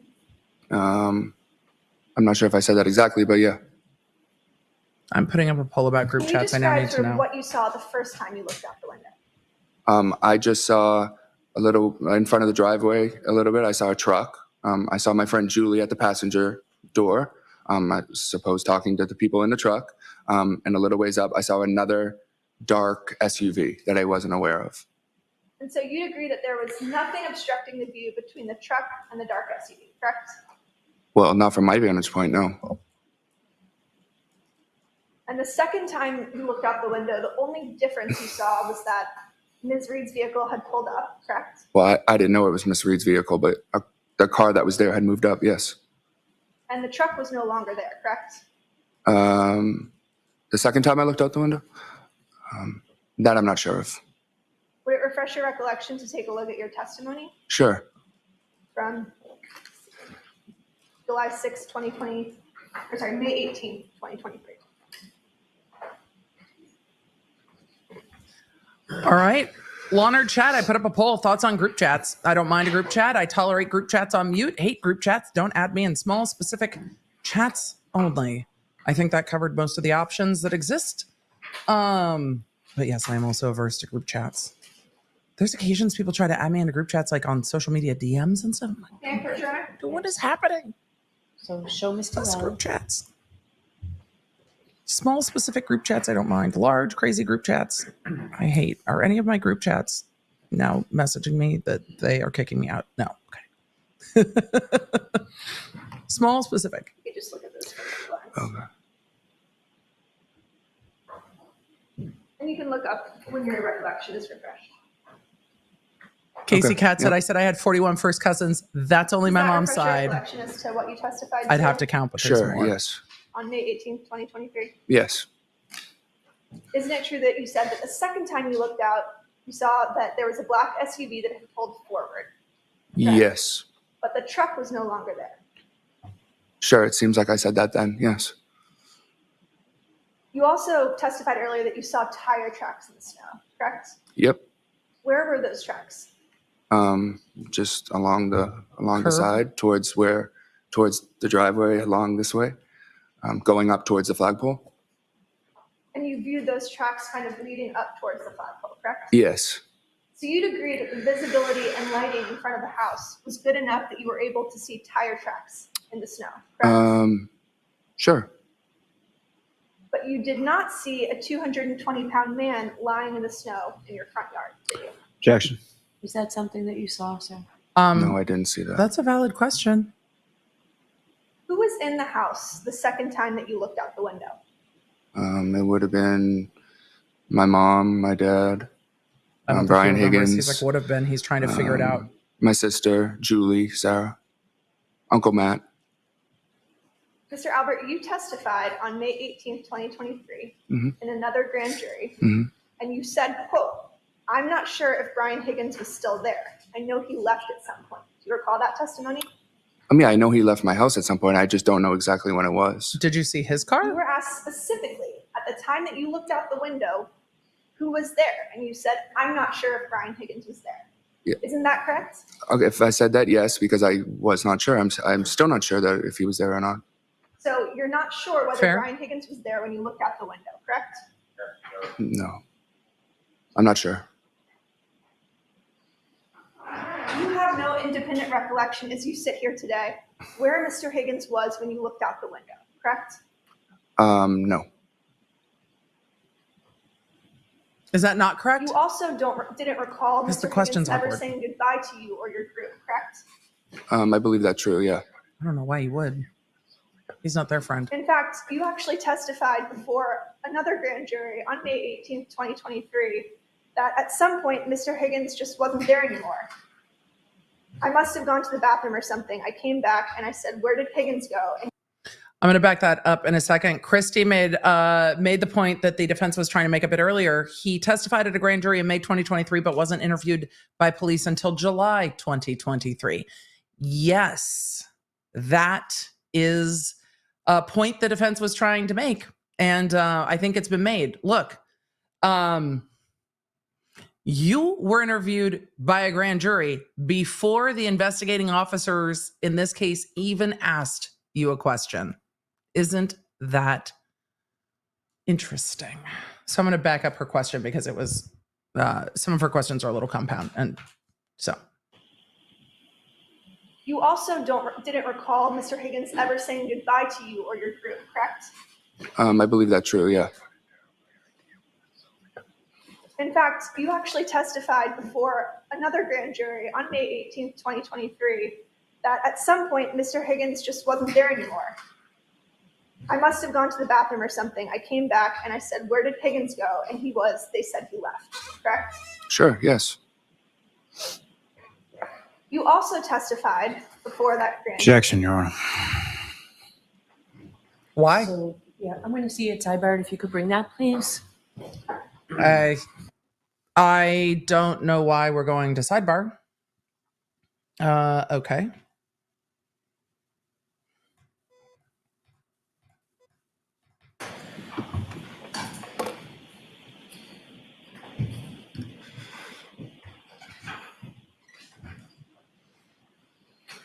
When did your father leave in relation to Brian Higgins? Leave? You mean like go upstairs to go to bed, or? Leave your view. He would have left after Brian Higgins had gone. I don't think he remembers either. Would have. Mr. Albert, isn't it true that you weren't quite so sure about that when you testified on May 18th, 2023? He doesn't sound sure about it now. I don't know. You would have to show me. Do you have a specific recollection of your father leaving after Mr. Higgins was gone? Yeah, I'm pretty sure he went upstairs after Brian Higgins left.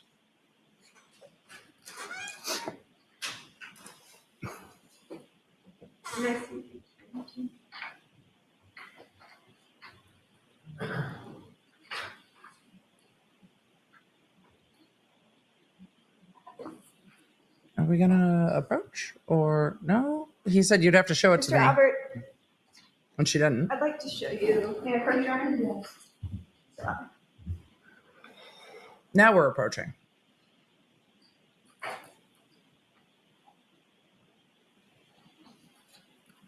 I could direct your attention. Right here? Okay, all right. The judge is looking at her like, why didn't you walk back away? Like, why are you still standing? Did you see her? Mm-hmm. Why are you still standing here? It's okay. Your Honor, she's going to walk back. She's not going to hang out all day like the attorneys in South Carolina. Could you Mr. Albert, imagine isn't it true that you this told the judge with grand them? jury, I'm pretty sure Mr. Higgins left first before my dad went upstairs because he wouldn't have left if his friend was still there. Yes, I just said that here as well. That's the same I thing. mean, you don't have any specific recollection as you sit here today where your father was or where Mr. Higgins was when you looked out the window that night. No. Correct? No, that's not true. I know that my father was in the room with us. I'm saying I don't know when Brian Higgins left the house. And when Brian Higgins left the house, then my father went upstairs into his bedroom. He's like, but I don't know what that actually was. said was, quote, I'm pretty sure Mr. Higgins left first before my dad went upstairs because he wouldn't have left if his friend was still there. I mean, correct? I see what you're saying. Saying the Yes, same but thing. I still say that my dad wouldn't have went upstairs until Brian Higgins left the house. Right, and that's based on an assumption, correct? Sure. Yeah. Because you weren't interviewed about this case until 18 months later, correct? Yeah. You did not personally observe your father go upstairs, correct? No, I did. I watched him go up the stairs. I was standing I was in the kitchen. You can see the stairs right there. Your testimony is you can see individuals walk upstairs in your house? Depending on, Kitchen? yes, the dining room, from the dining room I meant. There's actually a wall that kind of blocks the dining room, the stairs, correct? Not if you're sitting at the 2 chairs with your back to the windows. If I was sitting in the long chair right here, the stairs would be right here. I could easily see. It's through the doorway. But as you sit here today, you don't know what time that happened, correct? No, I don't know the time. No. He's been consistent on that.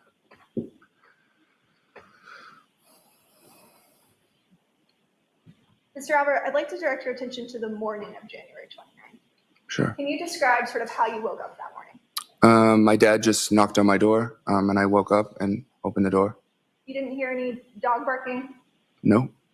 You didn't see any emergency vehicles? No. Didn't hear any ambulances? No. Didn't hear any screaming outside? No. What did you do once you woke up? I went downstairs. Did you ever look out the window? I don't recall if I did or not. Weren't the lights Would it still refresh your flashing? recollection to take a look at your grand jury testimony? from Sure. May 18th, Sure. 2023? Thank you. I mean, wouldn't the lights still be? They reflect into your home.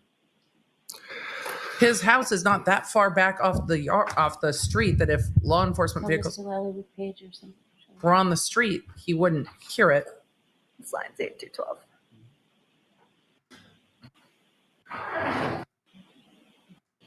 We're gonna Is zoom. your recollection refreshed? Yep. Is your recollection refreshed? Sure. Yeah. Why didn't you look out the window that morning? Well, I say here that I just would give me anxiety to look out the window. Is there a reason that you didn't want to look outside? I'm just an anxious person, and I got overwhelmed. I think most people would be overwhelmed in that situation. Did you say that this was kind of a new thing for you, for cops and police to be at the house? Yeah, that's never happened before. I've never had cops at or near my house. And it made you overwhelmed, correct? Yeah, I get overwhelmed easy, so. Mr. Albert, how many times did you discuss this case with members of your family before you spoke to the Massachusetts State Police on May 18, 2023? I don't have an answer for that. I don't know how many times. Hundreds? We talk about it pretty decent. I mean, considering, yeah.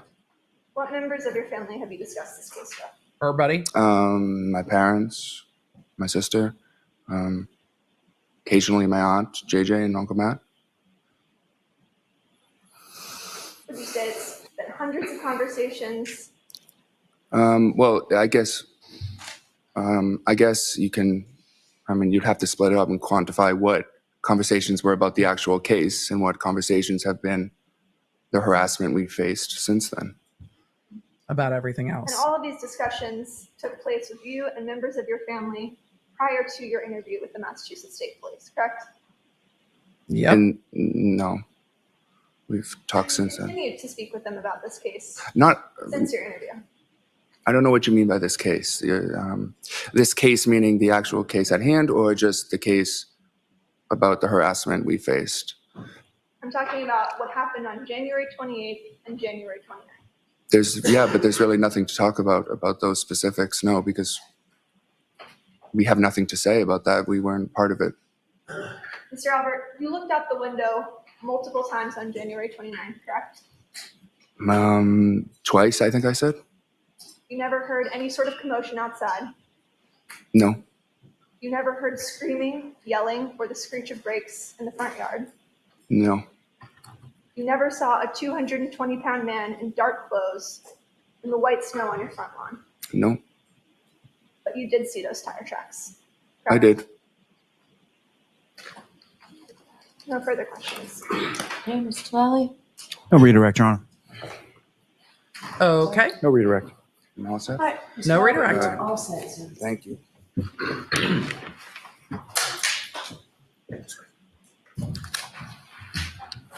Also, when he says he's never had cops over at his house like that, I know a lot Yes, of Your you Honor, guys. call to call Miss Caitlin Albert to the stand. Oh, you're not going to approach? Well, let's find out if she knows Miss McLaughlin, shall we? But I think when he's talking about not having police at his house, he's talking about not having like lights and investigation happening at his house, even though there are members of his family that are police. So I'm interested to see what happens now with Caitlin Albert taking the stand. We're going to zoom as the witness comes in. Can you raise your right hand? Do you solemnly swear the evidence given to the court and jury in the case down here to be the truth, the whole truth, and nothing but the truth, so help you God? I do. Thank you. You may take the stand.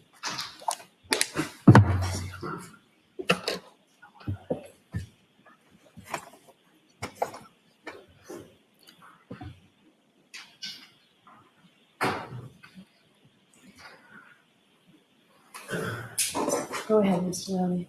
Thank you, Your Honor. Good afternoon, ma'am. Good afternoon. Could you please state your name and spell your last name? Sure. Caitlin Albert, CAITLINALBERT. And where do you live, ma'am? I live in Easton, And how long have you lived there? about 3 years. Who, if anyone, do you live there with? I live with Tristan Morris, my boyfriend. And you and Miss Morris, about how long have the two of you been dating? Almost 8 years. Now, prior to living in Easton, where was it that you lived before that? I lived in Canton, And specifically, where in Canton did you live? Probably at on 34 34 Fairview. Fairview Road. Lolly. And how long was it that you lived at 34 Fairview Road? Geez, I lived there from about 2011 to 2021. And that was a family home, is that right? The Yes. chat is immediately judging Tristan. At 34 Fairview Road. I see you guys. My mom, my dad, and my 4 siblings. And your mom's name is Nicole, is that right? Yes. And your dad or your father's name is Brian Albert? Yes. And how many siblings do you have, I'm sorry? I have 4. Are you the oldest? I am. And do you work there? I do. What do you do for it? I work for the Massachusetts Attorney General's office in the Medicaid Fraud Division. And how long have you been doing that? Almost 3 years, I think. In September, it'll be 3 years. Now, ma'am, if I could, excuse me, turn your attention to January 28th, 2022 to January 29th, 2022. Do you recall that time frame? I do. And do you recall what days of the week they were? I actually am not sure that I recall the exact days of the week. Maybe Friday or Saturday. Fair to say around the weekend time? Yeah, weekend, definitely. And as far as your family is concerned, the 29th, what, if any, significance is that to? That would be my brother's birthday. Lolly. And We which already of your know. brothers was, which Lolly. of your brothers is it whose birthday that was? Brian Albert Jr. Nothing has been more well established than the fact that it's Brian Albert Jr.'s birthday. Is beyond Brian Albert Jr., just for the sake of my own lack of confusion, is there some other name that you would call him as far as differentiating him between your brothers? Little Brian, sometimes, even though he's not so little. I kind of love that the family calls the tallest And man to so come into during court the so far, course Little of Brian. That week, sort of leading up to I think that's kind of weekends, perfect. What, if any, discussions did you have? Oh, that's with right, your snow and mother or donuts. Anybody else in your family in regard to Little Brian? Snow and donuts. So leading up to that weekend, I was aware that my brother might have like a friend or two over the house for his birthday. And then I had spoken with my mom and my aunt, Julie Albert, about maybe going to a local Canton bar, grabbing some food and some drinks, and just kind of seeing where the night takes us, and then maybe ultimately going back and seeing my brother for just to say happy birthday, kind of end the night that way. as the week went along, what, if anything, sort of affected or changed plans in reference to that? Nothing that I can really think of. Nothing really changed. I mean, that was sort of, I don't remember exactly how the plan came about, that we were going to, you know, go get food and that my brother was going to have friends over. But I believe that that was always sort of our plan. And so specifically on the 28th, at some point you came to Canton, correct? Yes. And do you recall how you came to Canton and where was it that you went first? So I can't say for sure. From what I remember, I believe that my boyfriend Tristan and I went straight from Easton to the waterfall and actually got there before my mom and my Aunt Julie, from what I can remember. And then my mom and Julie ended up meeting us there. And that's when we sort of started just kind of like hanging out, ordering food, some drinks. And we were there for a little bit, just the four of us. And That was me. Sorry, Chad. About what time it was that you got to the waterfall? Unfortunately, I can't remember an exact time, but it would have been around like dinner time. So if I had to guess, maybe like 6. I bet it's on video. And as far as drinking was concerned with that night, you're at a bar and you weren't driving, correct? Oh, yeah, no, I was not driving. And you recall? Hey, Lala, you didn't ask anybody else. You had what you had to drink that night. I believe that night I was drinking White Claw, I think. And your boyfriend, Mr. Morris, as far as what, if anything, was going on with him that night, as far as how long was he at the bar?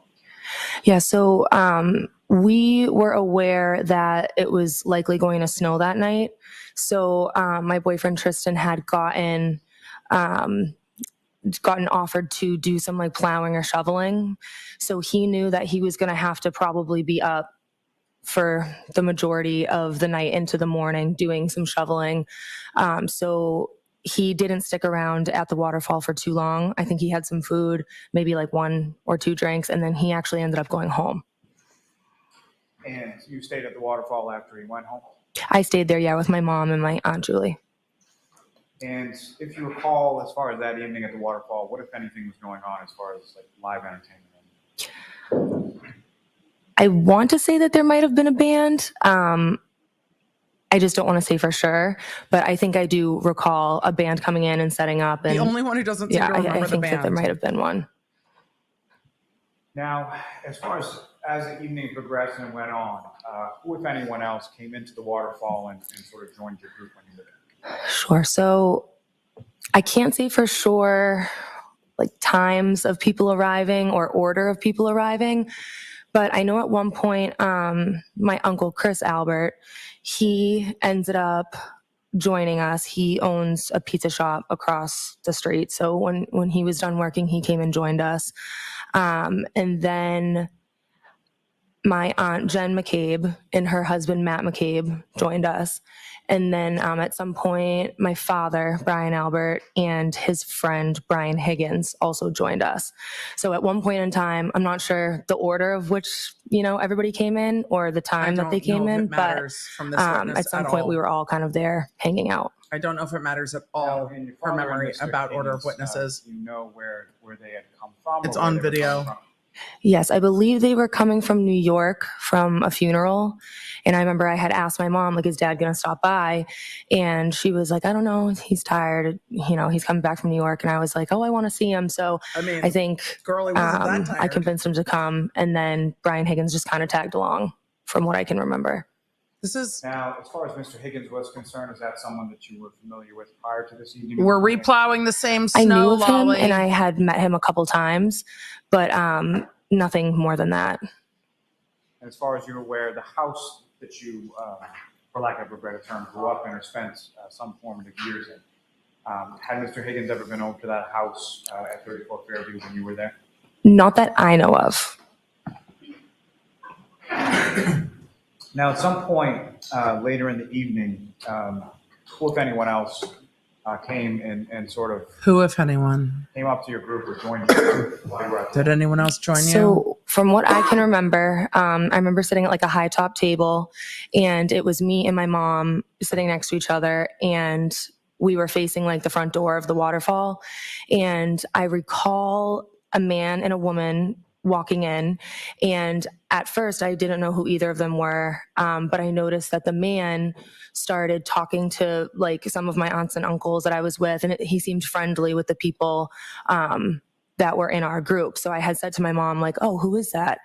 And she said, oh, that's John O'Keefe. And I had known of him because I knew his story about his niece and his nephew and his family. So I had known of him, but had never met him before. And so then I just assumed that the woman that was with him was his significant other, girlfriend, wife. I didn't know.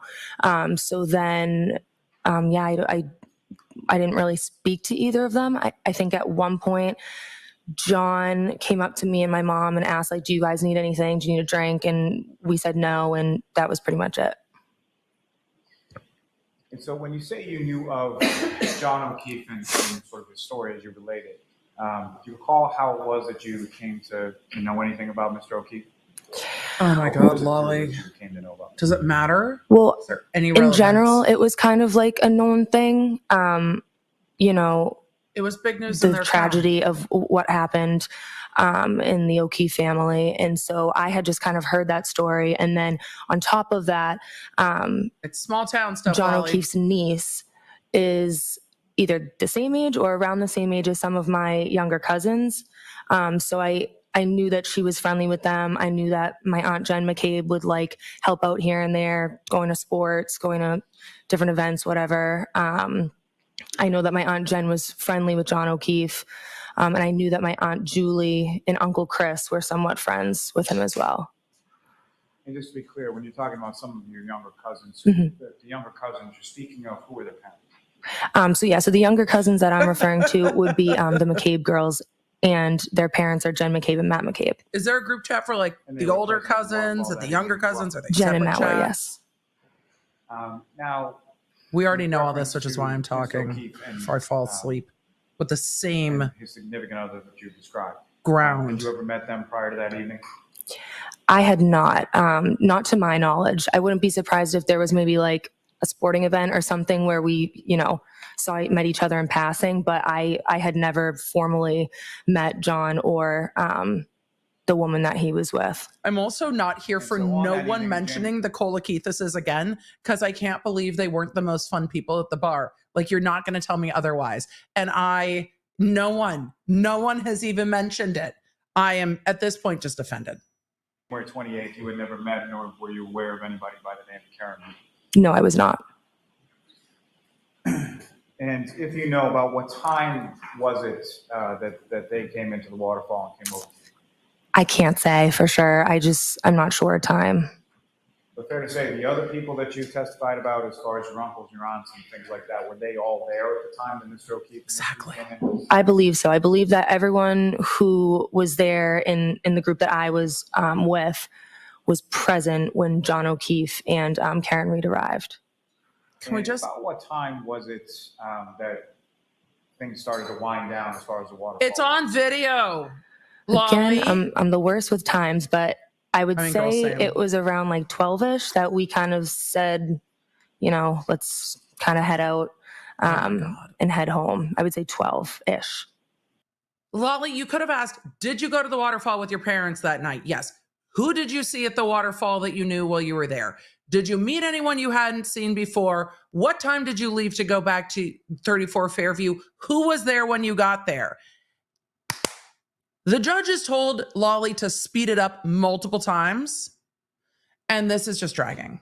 Approximately. That's it, Lolly. Now, you don't need all of this. It's on video. There's no controversy over when people got to the waterfall. That you were at, In a trial on day 10, the beginning of week 3, we still have no idea how you've charged this defendant with the crime. We know who was at the waterfall, and we know who was drinking White Claw and who was drinking Mick Ultra and the rest of it. What we don't know is how Karen Reed supposedly hit anybody with a car or what she had to drink. Everybody said she seemed sober. Lolly, we have questions. And they're not Who showed up at the waterfall and when? Because we've been over this. And again, it's on video. It's on video. It's not in controversy. Nobody cares. Did you go to the waterfall? Yes. Is this you on the video? Yes. Who else was there? Great. What happened when you got home? Because that timing seems to matter. The waterfall, either before or after Mr. O'Keefe and Ms. Reed arrived. How would you describe sort of the mood or the... It's just not needed. I mean, I didn't notice any issues or any negative things happening. All the conversation seemed positive, lighthearted. There weren't people everyone was just kind of having a good time, getting along. I didn't notice anything out of the ordinary, really. At the bar? So no issues as far as... Was he training MMA? Between your group, is that correct? Correct. And as far as you saw, with regards to Mr. O'Keefe and Ms. Reed, no issues as far as fighting or tension that you observed between the two of them? Not that I observed, no. And when you... Also, if their theory of the case that there was tension between Karen Reed and John O'Keefe, he asks every single witness, and every single witness says some version of no to they were lovely and having a great time together. Around 12-ish or so. No discord at all. To leave, who was it that... This night. How did you come to leave and who did you leave with? So I left with my mom and my dad. And again, I'm not sure the order of when like everybody else left. But I went with my mom and my dad back to 34 Fairview Road. And if you recall, who drove home from the waterfall? Her dad in My the dad. black Ford Escape. How long Edge. a drive is that from the waterfall? 5 minutes. I would say like 5 or 6 minutes, give or take. And when you arrived to the house at 34 Fairview, do you recall where your father parked in relation to the house? From what I can remember, he parked in the driveway. The driveway. And if you know about how many other cars were in the driveway and when he parked?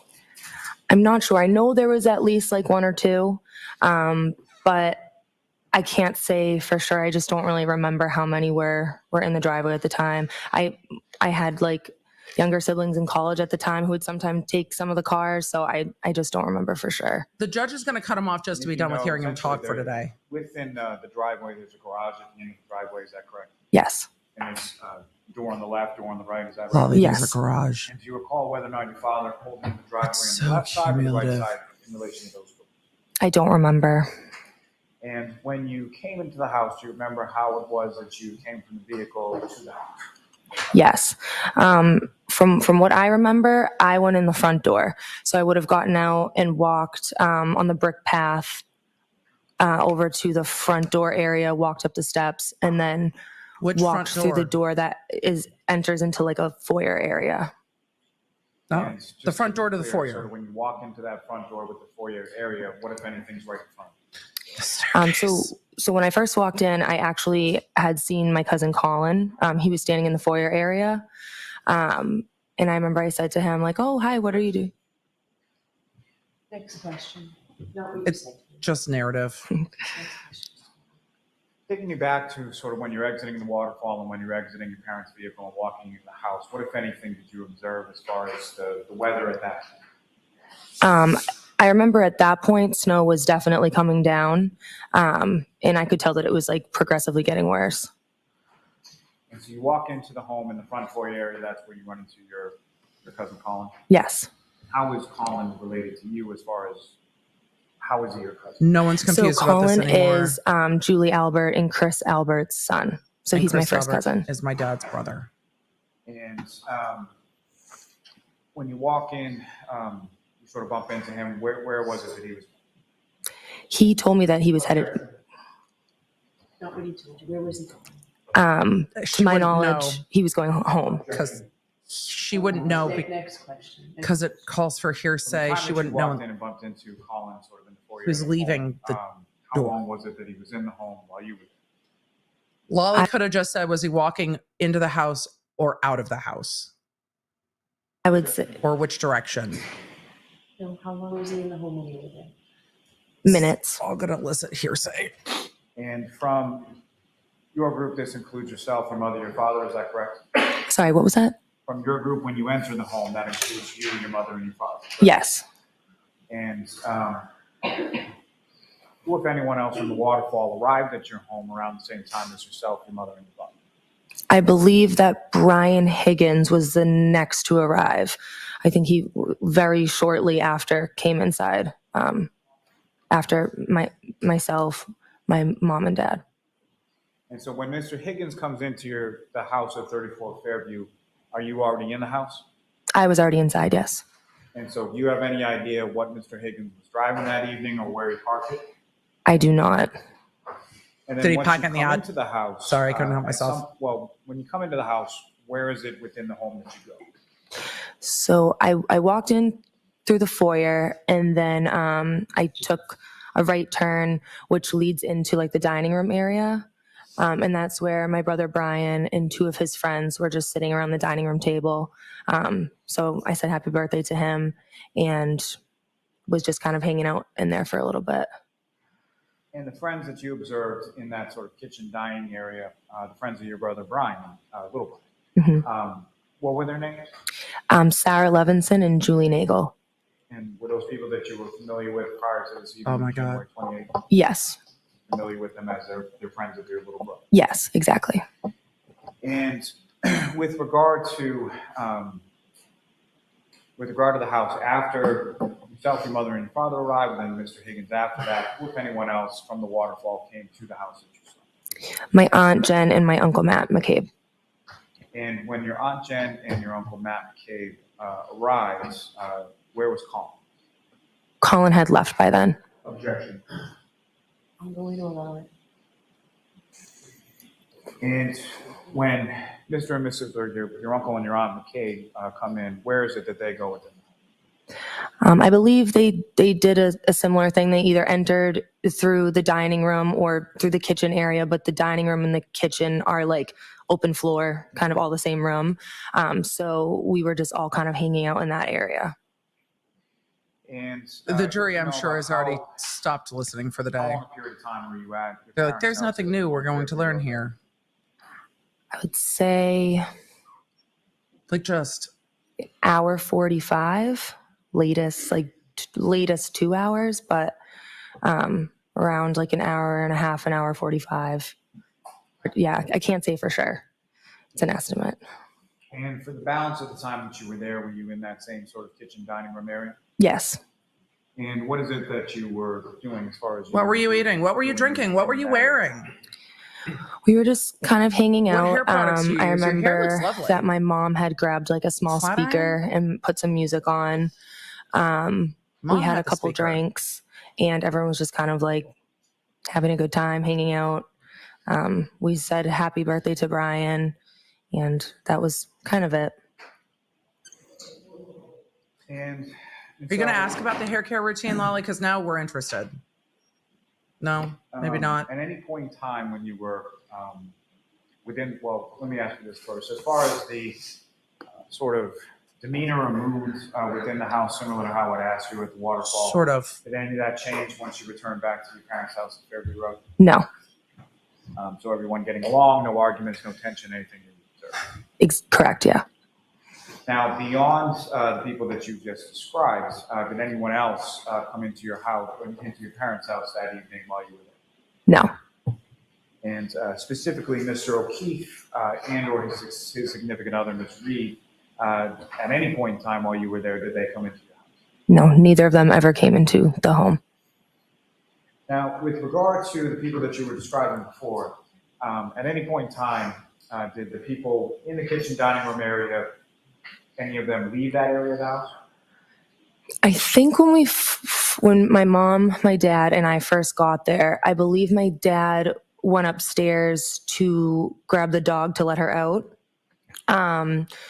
So he did that. And then I think there was another period of time where my dad might have been showing, or maybe my mom or my dad were showing Brian Higgins, like family photos of one of my brothers, who's in the Were you Marines. there? So and that would have been in like the family room area, which still is like, there's an open doorway. So it's not like the door was shut or anything. But other than that, we all kind of stayed within that dining room, kitchen vicinity. Now, I mean, they said with Higgins went reference upstairs to the see dog, that was photos. a family dog, is that right? Yes. And your family had the dog when you still lived on Fairview Road with your parents? Yes. And what was the dog's name? Chloe. And with respect to letting the dog out, can you describe to the jury sort of what that process entailed? Was it on a leash, or how would the dog be let out? Sure. So we had like a fenced in backyard and we had a back door. So we would just kind of open the back door, let her out. She would kind of do her thing, and then she would come back in when she was done. And your father took care of that when you got home from the waterfall that evening? Yes. The family room that you were talking about, where your father and or your mother and Mr. Higgins were, as far as the photographs, where is that in relation to the dining kitchen? Who said, look at this photograph? Who, if anyone, sort of said, look at this photograph? I have questions. Dining room, kitchen area, and specifically, can you see into that area from the dining room? Everyone has into the said family yes. room? Yes. So there's just sort of like it's like a doorway, but there's no door there. It's pretty open. And if you're standing in the dining room or the kitchen, you can see into the family room for the most part. Now, you at that point, The kids have not called the dog an it. On Fairview Road, is that right? Correct. And as far as the people that were at the house who did not live at the Fairview home on that night, who was the last person to leave? I was the last person to leave. And prior to your departure from the house, sometime hour 45 or so after you got there, can you describe the order in which the other people that you just described were there? Oh my God. Was those people? I don't remember How and when the did people order leave? in which everybody left, but I do remember that Sarah Levinson, Julie Nagel, my aunt Jen, and my uncle Matt, they all left in one car, and then Brian Higgins left. But I just don't remember the order in which it was. Probably within like a couple minutes of each other, but I just don't remember exactly who left first. And then I left pretty shortly after everyone else as well. Now, during the time that you were hanging out in that dining room, kitchen area of the home, at any point in time was your attention drawn to the outside of the house? Did you hear anything, see anything outside the house? I did not. And with respect to the front area of the house, at any point in time, was there any discussion that you recall about anything going on in that area? I don't recall a discussion going on about anything happening out front, except for at one point, No, let me hear her answer first. Except for what? At one point? At one point, I remember that Julie Nagel's brother was supposed to pick her up. So I knew that there was some communication where she told him, never mind, you don't need to pick me up. You can go home. I'm going to go home with Jen and Matt. Now, with respect to your aunt, Jennifer McKay, what, if anything, do you recall her doing with, do you recall her having a cell phone that night? I do. And what, if anything, do you recall her doing with respect to that cell phone? Why don't you just I ask remember her when at she one point we were testifies? standing in the kitchen and I had noticed she was on the phone. And I remember she said something to the effect of like, Hearsay. oh, okay. So next questions. At some point, did you see her talking on the phone? I did. And at some point, did you see her appear to be texting on the phone? Fleeting. I'm not sure about texting. I definitely saw her speaking with somebody on the phone though. And at some point, where did she put her phone in relation to where you guys were in the kitchen and dining room? I'm not sure.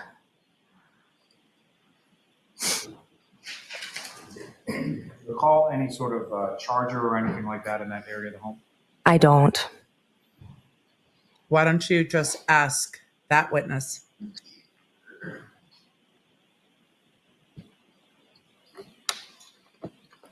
Now, as far as who picked you up from the house that night? My boyfriend. And Mr. Morris came to the house on Fairview Road and picked you up at some point about an hour and 45 minutes or so after you arrived there. Is that correct? Yes. And do you recall what Mr. Morris was driving on that particular evening? I remember that he actually was driving my car, which is a 2019 white Jeep Cherokee. And what kind of car did Mr. Morris have at that time, if you recall? At that time, he had a very old, I want to say like 2012 Ford Taurus. So that's why he took my car, because the Taurus wouldn't have been good in the snow. And how was it that you came? Did he call you, text you? How did you know? Oh my God, Lolly. That he was there? I believe that we texted, and that's how I was informed that he was out front. So you receive a text, something to the effect of here, and then you go outside? Yes. And when you went outside, if you recall, what was the weather like when you were coming out of the house? When I walked outside, I remember, again, the snow was coming down a lot. I remember like sort of trying to watch my step because the stairs in the brick path were pretty snowy, and I didn't want to slip. So as far as weather, yeah, I remember it was actively snowing and I was trying not to slip. And that's pretty much what I can remember. And do you recall where it was that your boyfriend, Mr. Morris, parked the car in relation to the house when he arrived? I believe he parked in the driveway. So you would have come down the steps, down the walkway to the driveway area, correct? Yes. And who drove from Fairview Road to back home that evening? Tristan did. Now, if you recall, when Mr. Morris, I'm assuming, backs out of the driveway, is that correct? Mm-hmm. When he backs out of the driveway, where does the vehicle go in relation to the house? We went up Fairview Road, so towards the flagpole in our yard. And so towards the flagpole with the passenger side facing the house, is that right? Yes. And if you recall, as You Mr. didn't see Morris anybody. was driving away from the home, what, if anything, with respect to the weather, did he have to employ within the car? I remember the windshield wipers were on, and I remember he was driving very cautiously, 10 and 2.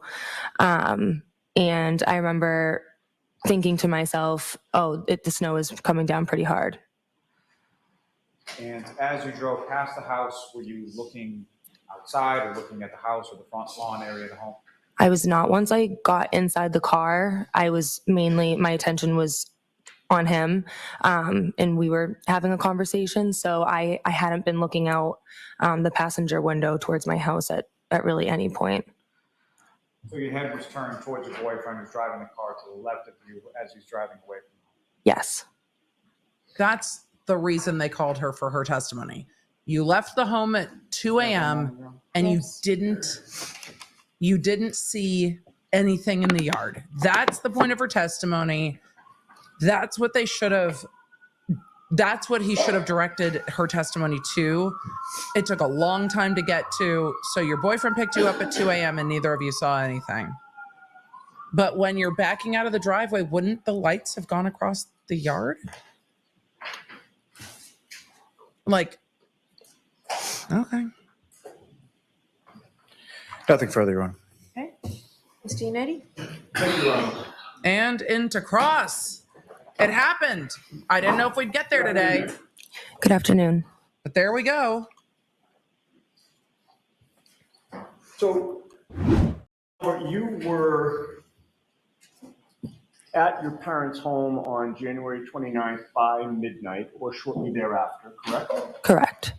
And you were the last one to leave at 1:45, 2 o'clock, somewhere in that area? Yes.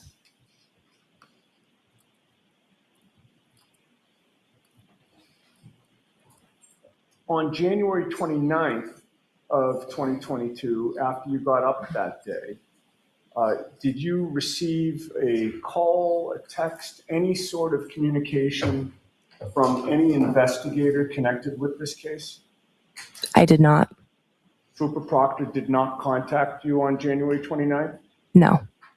He did not interview you on January 29th? I think I know. He did not. I think I know where What this about is going. January 30th, No. 31st? Nope. How about the entire month of February? Did you hear from Trooper Proctor wherein he set up a meeting or an interview with you? I did not. Then what about the entire rest of 2022? Objection, did Your Trooper Honor. Proctor interview Why? you during that entire year? All right, so the objection's overruled. You can answer that. I love that Yannetti just ignores that Lolly is objecting and finishes his question. It's just like, Yannetti's like, that's a dumb objection. I'm going to finish my question. Sorry, Lolly. I kind of love it. He doesn't even change pace. It's kind of great. Okay. Just I was not interviewed. No. right. And then in 2023, prior to May of 2023, were you contacted by Trooper Proctor or any investigator for an interview regarding what you just testified to here today? I don't think so. And you hadn't met Mr. Lally by May of 2023 either, correct? I don't think so. Yeah. But in May of 2023, you Nope. actually were Nobody called interviewed to her testify at another Till hearing after the grand jury. where neither the Commonwealth or the defense in this case was present, correct? Correct. Mr. Lally and Ms. McLaughlin were not there, and certainly no members of the defense team were there, correct? Correct. And May of 2023 Right. was well over a year Isn't that interesting? after the events that you were called to testify about, correct? Correct. Right? So if these events happened on January 28th and 29th, 2022, Nobody ever asked you about it. the end of January of 2023 would have been a year. And now you're being asked for the first time to give testimony about what happened back in January of 2022 in May of 2023, correct? Yes. And then it was only after you testified before that other proceeding without the prosecution and the defense of this case there that Trooper Proctor finally interviewed you in August of 2023, correct? That's correct. And that was 4 months after you testified in that other hearing of May of 2023, correct? Interesting. June, July, I'm sorry, 3 months. June, July, August, correct? Correct. And it was about a year and a half after January 29th of 2022, correct? I believe so. All right. Now, on direct examination, Mr. Lally had asked you about whether you knew Brian Higgins. Do you remember that line of questioning? I do. And I believe you testified that you knew of Higgins, correct? Yes. And you thought that you had met him a couple of times, correct? Yes. So Brian Higgins, you would classify as an acquaintance, correct? To me, Yes. I would classify dad's him friend. as a friend of my father's, not Yeah. really an acquaintance or friend of mine. Okay. That'd be weird. So he didn't rise to the level of an acquaintance, somebody who you met, but you didn't really know. She's like, he's not family. He's a friend of my dad's. I'm not really sure how I would categorize my relationship with him. Again, like, it was "That's just weird." more of like, he was my father's friend. If I had seen him walking down the street, I would have said hello to him. I don't know anything about his personal life. I don't That's my dad's friend. communicate with him regularly. So, I mean, if that's what you would consider an acquaintance, then yes. I guess I would ask, what do you consider an acquaintance? How would you define that term? I would say an acquaintance is someone who you are friendly with and might see from time to time. I guess in my head, I'm just sort of thinking someone who's in closer in age with me. I usually think of it as more of like a friend type thing and not. Yannetti, she said 2012, the car from 2012 was old with a little bit of like, it's old, like old. So I imagine she feels the same way about Brian Higgins. So I'm just saying, I imagine Brian Higgins was not born in 2012 and you know.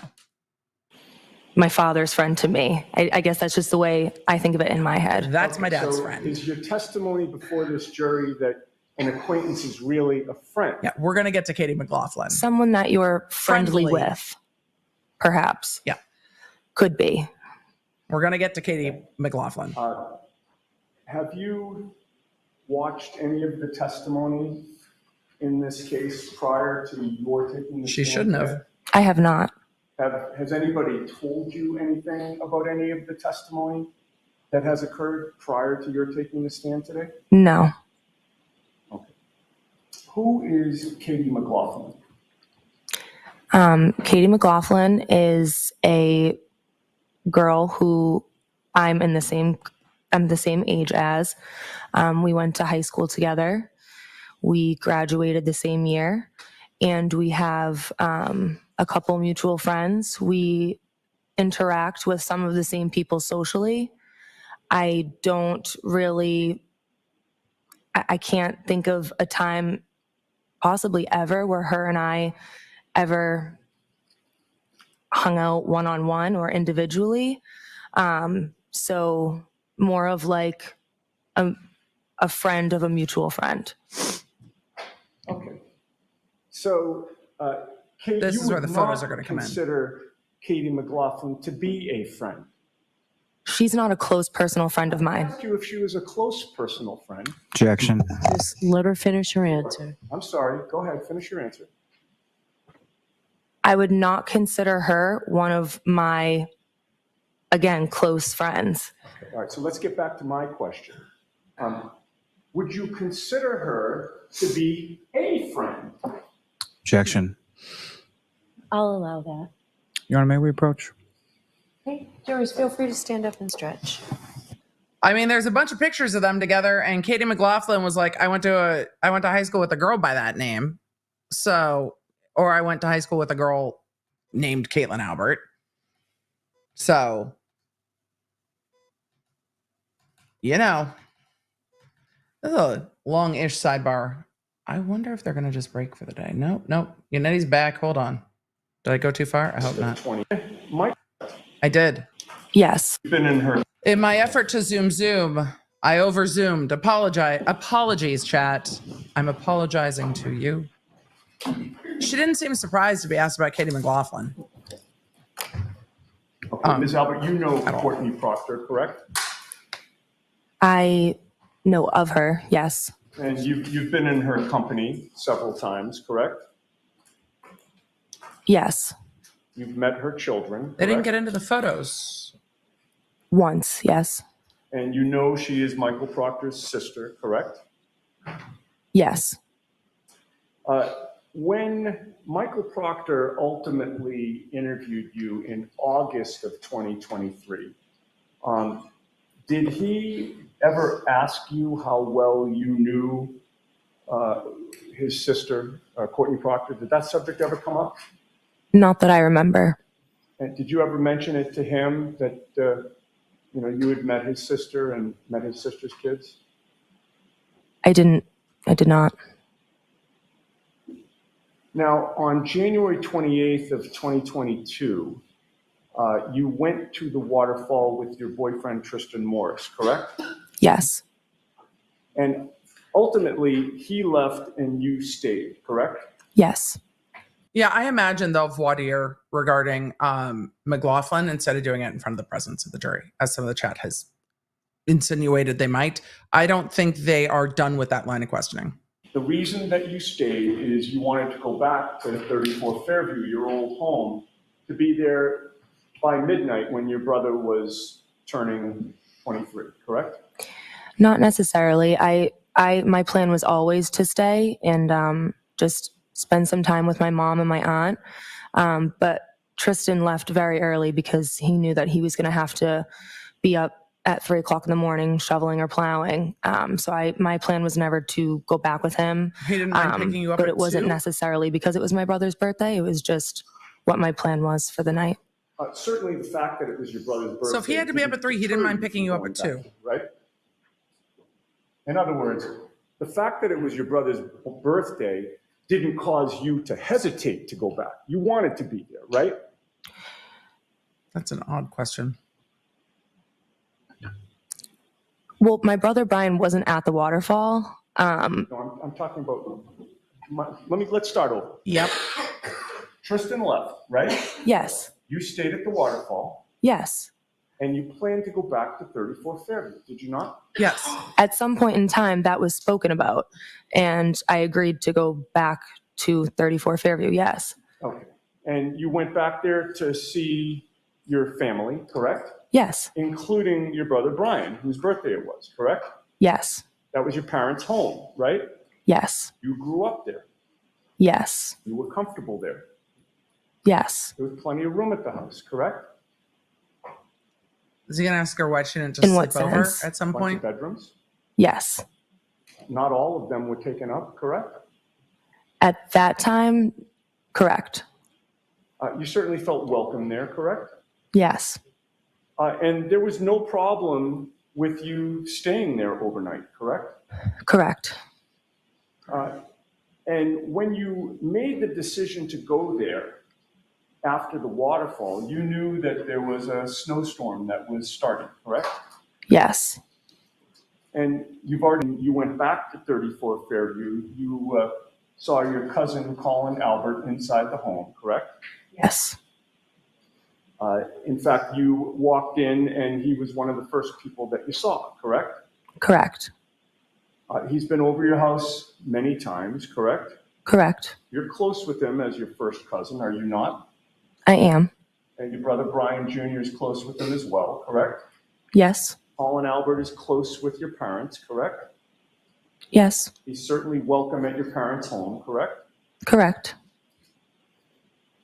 And it was certainly not shocking to see your first cousin, Colin Albert, at your home, correct? Correct. And you had a brief interaction with him, correct? Yes. That was sort of toward the foyer of the house? Yes. And then you continued deeper into your parents' home and you saw other people there, correct? Yes. Where did you go within the home after you had seen Colin? I believe I entered through the foyer into the dining room area. And when you were there, you saw your brother Brian, whose birthday it was, correct? Yes. He had two friends with him, Julie Nagel and Sarah Levinson, in that same area. Yes. You greeted them as well. Yes. And that's where your attention was focused, fair to say? Yeah. I would say that once I said hello to them, I didn't just sit with them three. I sort of was walking around. I wouldn't say my attention was solely focused on them three, but I did greet them, yes. And where you were walking around within the kitchen dining room area? Yes. She's like, we want looking for claws. And once you greeted Colin and left him, it's fair to say that you then were not looking over your shoulder monitoring what Colin was doing or where he was going, correct? Correct. And while you were in the kitchen dining room That area, makes sense. the door to the basement was kind of blocked from your view, was it not? If I'm in the dining room area, there is a spot in there where I could see it, but I don't believe I could see the basement door, no. Right. And from your vantage point, the door to the basement's kind of blocked from the area that you were in. For the most part, yes. And you weren't watching Colin to see where he went after you left him, correct? Correct. And you never saw him leave the house physically, correct? Correct. This may be a good time to pause. I don't know, are we going past 4? All right, we'll pause then. Thank you. Ms. Albert, we'll bring you back tomorrow. Guess not. Okay, I'm going to ask you to stay here and just let the jurors file out first. I guess we're not doing Jurors, it. the same three questions. Please do not discuss this case with anyone. Don't do any independent research or investigation into this case. If you happen to see, hear, or read anything about this case, please disregard it and let us know. Tomorrow's a half day. We'll see you tomorrow. All rise to court, please. Deborah, I'm confused.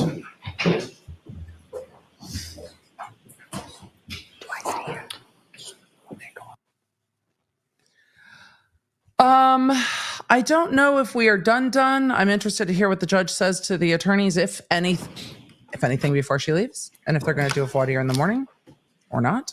Should I follow them out? Okay, thank you. Yes.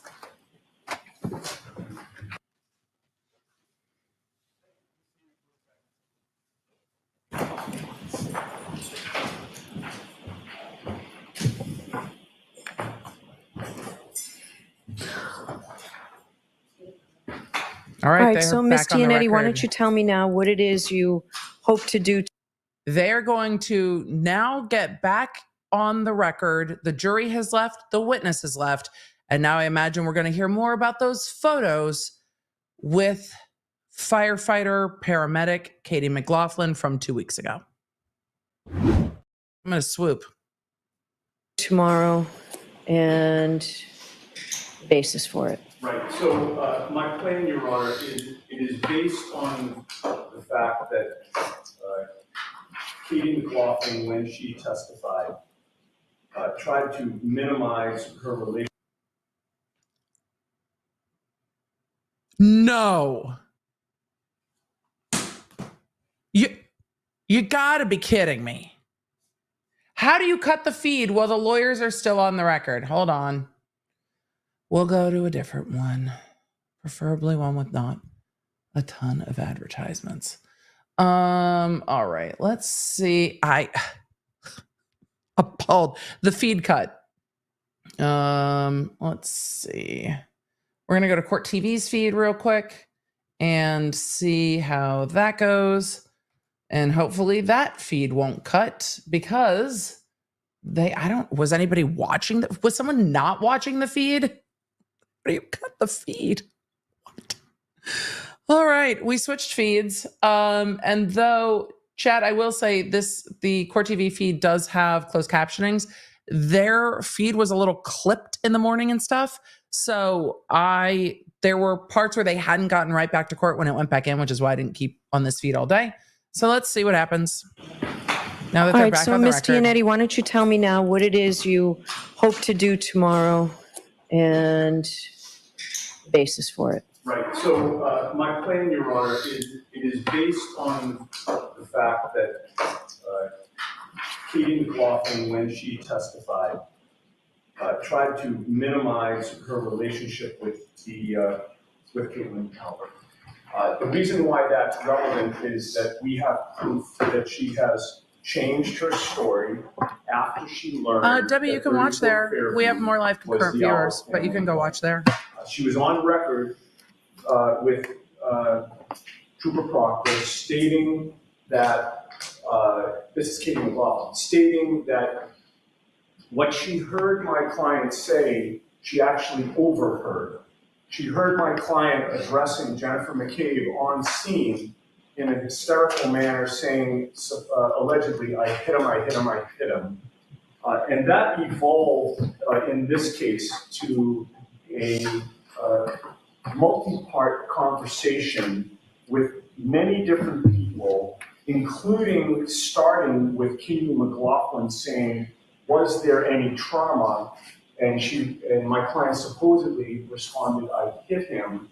And then a police officer jumps in and asks another question, and my client supposedly said, I hit him. And there were like 4 different times where my client was responding to others so that it wasn't really this burst of excitement and an excited utterance.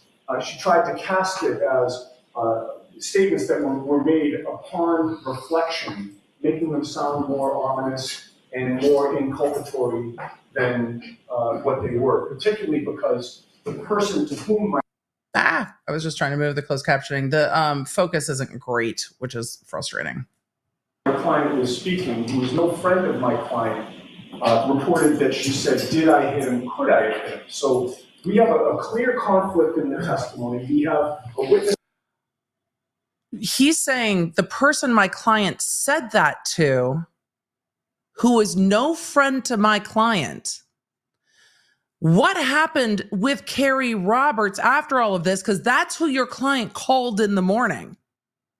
So something has shifted, but he's arguing that we can that he wants to show that Katie McLaughlin was distancing herself from her relationship with Caitlin Albert, and Katie McLaughlin's the only one who heard the I hit him, I hit him, I hit him. And that's interesting. I think he's talking about Carrie Roberts right here, but we haven't heard that testimony yet, but it seems that that's who he's talking about. He could be talking about Jen. He could be talking about Jen McCabe. We haven't heard from either of those women yet, which is hard, but he asked them for help. I actually, you know what? I don't know. I don't know if Karen called Jen McCabe or if Carrie did. So you guys are saying he's talking about McCabe. We'll see. Because he did say to the other, Karen said to the other paramedic, you don't know, then you don't know Jen McCabe. So that will be interesting. Testimony. Statements that were made upon reflection, making them sound more ominous and more inculpatory than what they were, particularly because the person to whom my client was speaking, who was no friend of my client, reported that she said, did I hit him? Could I have hit him? So we have a clear conflict in the testimony. We have a witness who has admitted that her statement has evolved, and she's admitted that her statement evolved after she learned the identity of the house that she was at, which happens to be the house that Caitlin Albert grew up in. When she was confronted with, who is Caitlin Albert, when Mr. Jackson asked Katie McLaughlin who Caitlin Albert was, there was a long pause, and then she was and then even the way she phrased it was, I think, telling. I went to school with somebody by that name, or it was something to that effect. Yeah, it was exactly that. Ridiculous. It sounded like it was somebody that she was trying to remember. At that point, we had 4 photos that we marked for ID, H, I, J, and K. Where we have them together, we have them being Facebook friends, we have a nature of the relationship that she tried to conceal in our view.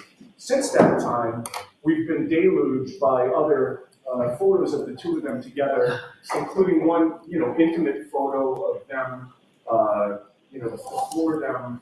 I'm sorry, when I say the 4 of them, I mean Caitlin Albert, her 2 college roommates, and the only person who's not a college roommate in that photo is Katie McLaughlin. Really? Katie McLaughlin also said that she never went on anything other than occasional day trips with Caitlin Albert. We now know that that's false. We have them together in a hot tub drinking in a photo that is from Maine, which is about a 4-hour drive away.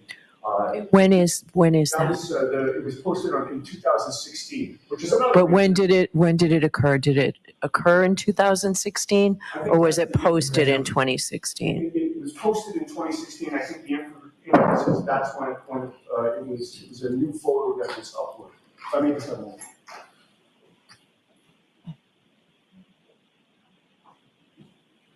I'm streaming. They're arguing. High school.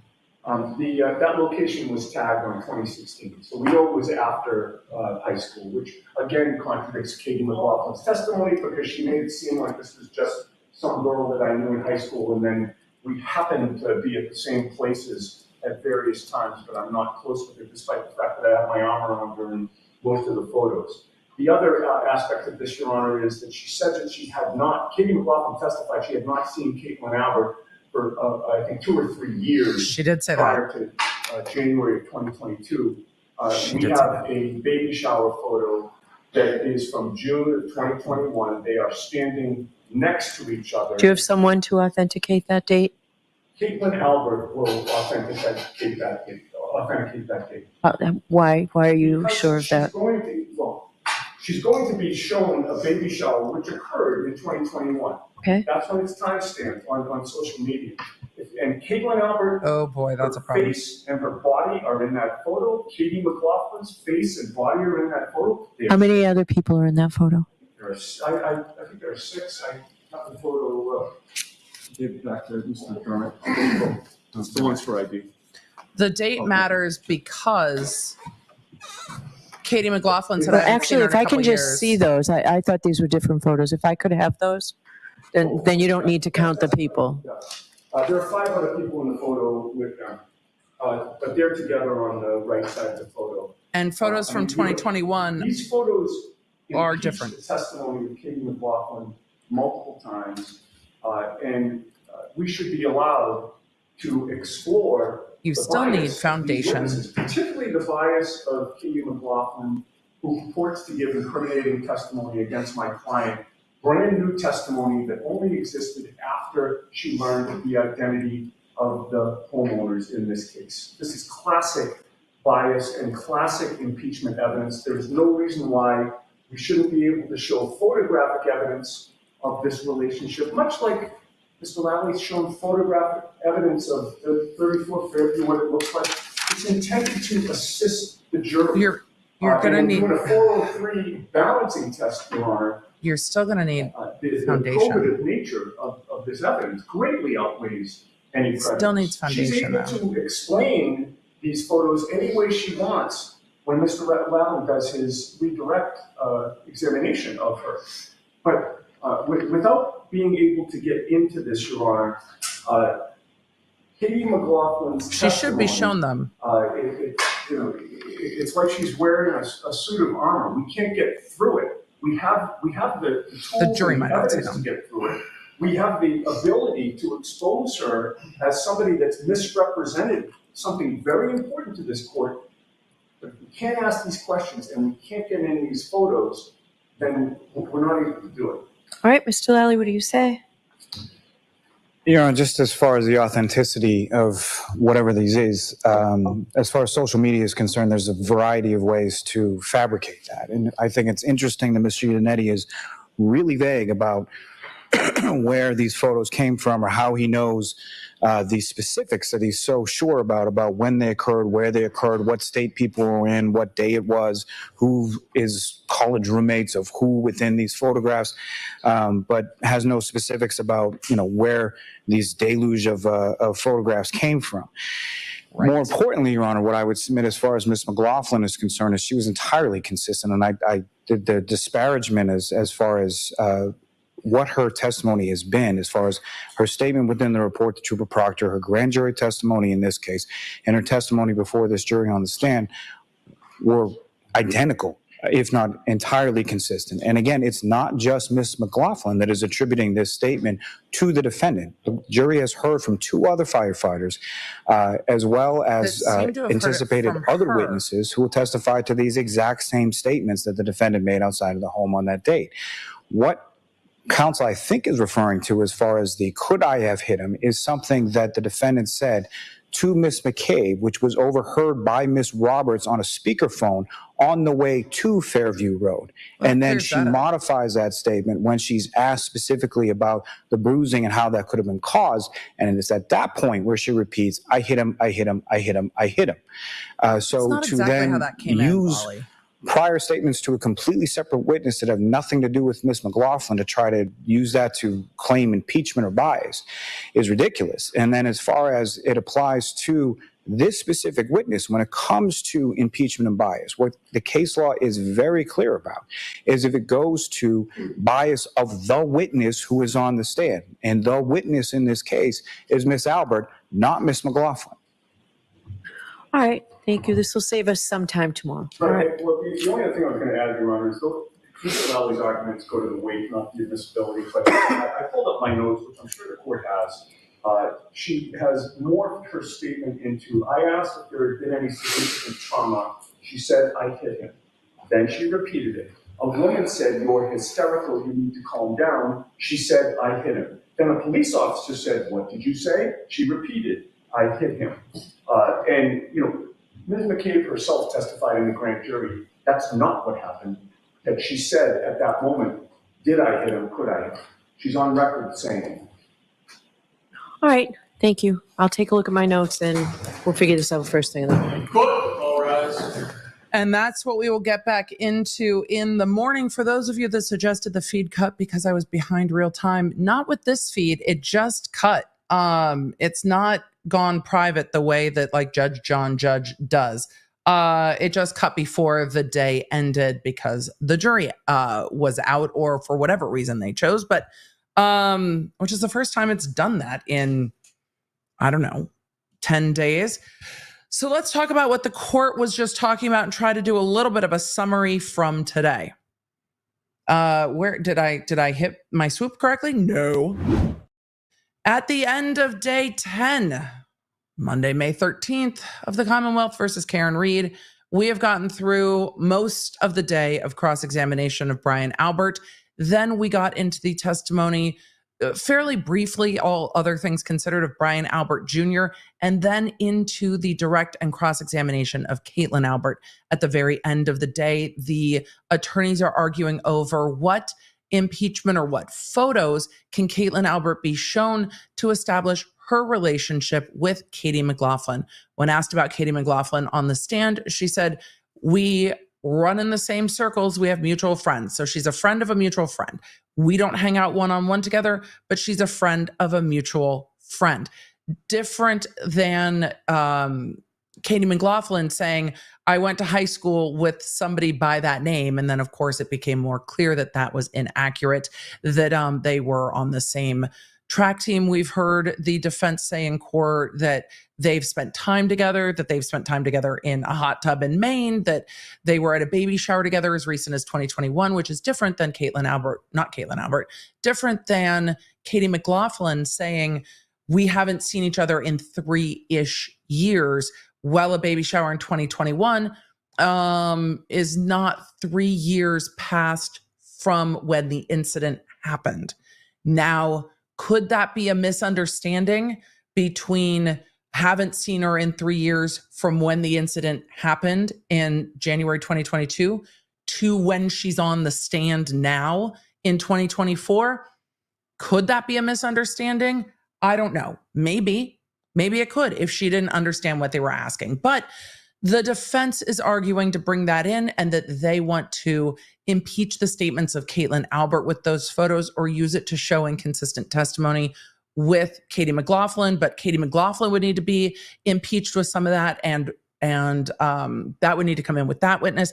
The problem that the prosecutor brought up, and this is one of the few times I've agreed with Lally, and the problem that the judge is going to bring up, is there isn't a lot of foundation to show the time of those photos because the defense is getting them from social media. And this is a problem with whether or not it will go to the witness to look at them to refresh her recollection, or whether the jury will see those photos and they'll be in evidence. I still think there are some foundational issues because you don't have the metadata, you don't have who took the photos, you don't have the date the photos were taken, you have the date they were posted on social media. Those aren't necessarily the same thing. We know that foundation in courts is becoming something that is more and more important as photo manipulation has gotten higher. Do I think these are manipulated photos? I don't think there's any reason for them to be, especially when they come out of like a high school yearbook. But how can the judge be sure that the foundation is there? But if those photos are shown to Caitlin Albert and she's like, "Oh yeah, I remember that. These photos are at so-and-so's baby shower. That was this day, or that was around this time because she had the baby around this time," then that's going to make it easier. But it needs to be a conversation with the witness first, and that might be voir dired on first and asking the witness about those photos. But foundation is something that is necessary, and grabbing the metadata off of social media doesn't necessarily help unless it gets to the underlying metadata of when the photo was taken. And this is going to go back and forth to how those photos get used, if the jury ever sees them or not, or if the witnesses just see them. We'll see what happens tomorrow, but just because something exists doesn't mean it comes in, and foundation is going to be very, very necessary when we're talking about photos that are pulled off of social media. Though others can come in later. We might get into that during the defense's case in chief. They can bring more people in and ask those questions and show it that way. Hey, did you go to this baby shower? Hey, was this baby shower yours? The defense can find other people to come in. So we will see what happens with that in the morning, starting day 11. It's going to be a lot It's going to be a lot for sure. So with that, let's get to your questions, shall we? And then I'm going to go say hi to my kiddo.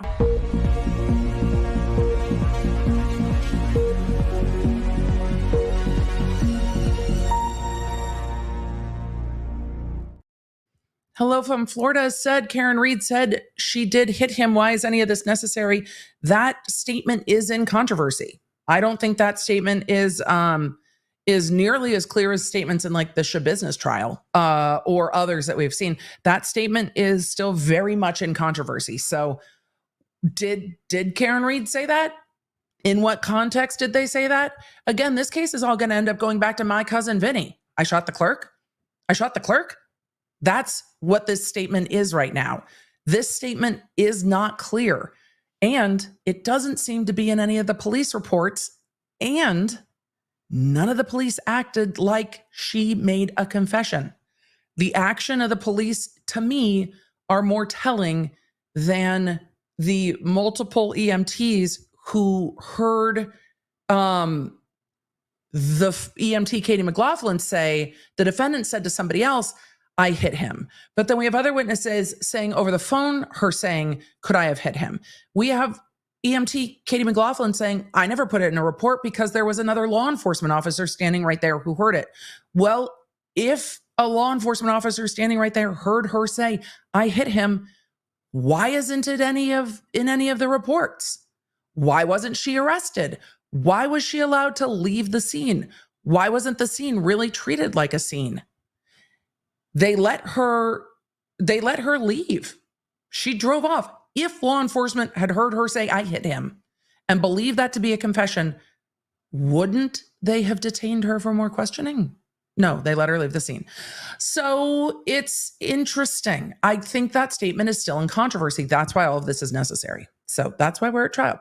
Where's the body cam? This department didn't have body cam. I don't know if they do now, but this department doesn't have body cam. Where are the ring cameras from this neighborhood in 2022? Where are the ring cameras? I don't know. But then again, where is Brian Albert's phone? Traded into AT&T apparently. So it's been interesting. It's been interesting. Nicole Wells said, watched Vinny this weekend. My cousin Vinny, probably not Vinny Politan. This weekend with my daughter who is studying law. I've been telling her about this trial. Saw some parallels. So this is an interesting case, but are we going to go another week? Are we going to go this week and then another week of the prosecution's case? I don't know. I wish I did. Some of the repetitive questions are tough. Caitlin Albert's testimony was really just going to go to what time she left when her boyfriend picked her up. That was the heart of that testimony. It could have just gone so much faster. So I don't know, guys. I just don't know. We still don't know how the prosecution thinks this happened. And they keep asking about hearing screeching tires. I don't live somewhere where it snows a lot. Would you hear screeching tires in the snow? If there were a few inches of snow down on the road, wouldn't they spin? Wouldn't they slip? I don't know. But we haven't heard from the pathologist. We haven't heard if the pathologist and the coroner are the same. We haven't heard from the coroner. We haven't heard from the cell phone forensic experts. We hadn't heard about the vehicle. We saw that they took the entire dash out of the vehicle. We haven't heard from any of the vehicle data about how much it moved. We haven't heard the cell phone reports about how much it moved. We haven't heard any of it. So Fairy Godmother said the DA told both Bryans to destroy their phones. That's not in evidence. So I don't know. If he did or if he didn't, but if he did, it might be why there's a federal investigation. But that's separate and apart from this case. But again, at what point? Because what we know is there was a preservation order at the end of September, and then the motion was denied at the end of October. What I want to know is when if the preservation order was lifted, when that motion was denied or not. That's my question. So I'm very curious to see what happens there. So we're going to get to some more questions. The donuts were brought in by her because she was called into the house, and he said that he went to the car to get the donuts. I heard him. I don't remember him saying that. I thought Brian Albert Jr. said, I saw donuts in the car when I came downstairs, so I knew that Julie had been there. That's what I remember. Tyrone said, Emily, I watched your TEDx talk last night. I recently quit my dream job at age 35 to find happiness. So it really hit home and was very inspirational. Thank you. You're welcome. And I'm glad that it did. It's a hard thing leaving your dream job to find another jobby job. It's a weird thing to rebuild your life. Using Uncle Vinny as an example would die laughing. My cousin Vinny's probably going to come up. Why didn't they interview at the police station? Sandy B, I'm not sure who didn't get interviewed at the police station. I don't think Karen Reed ever got taken to the police station at that point.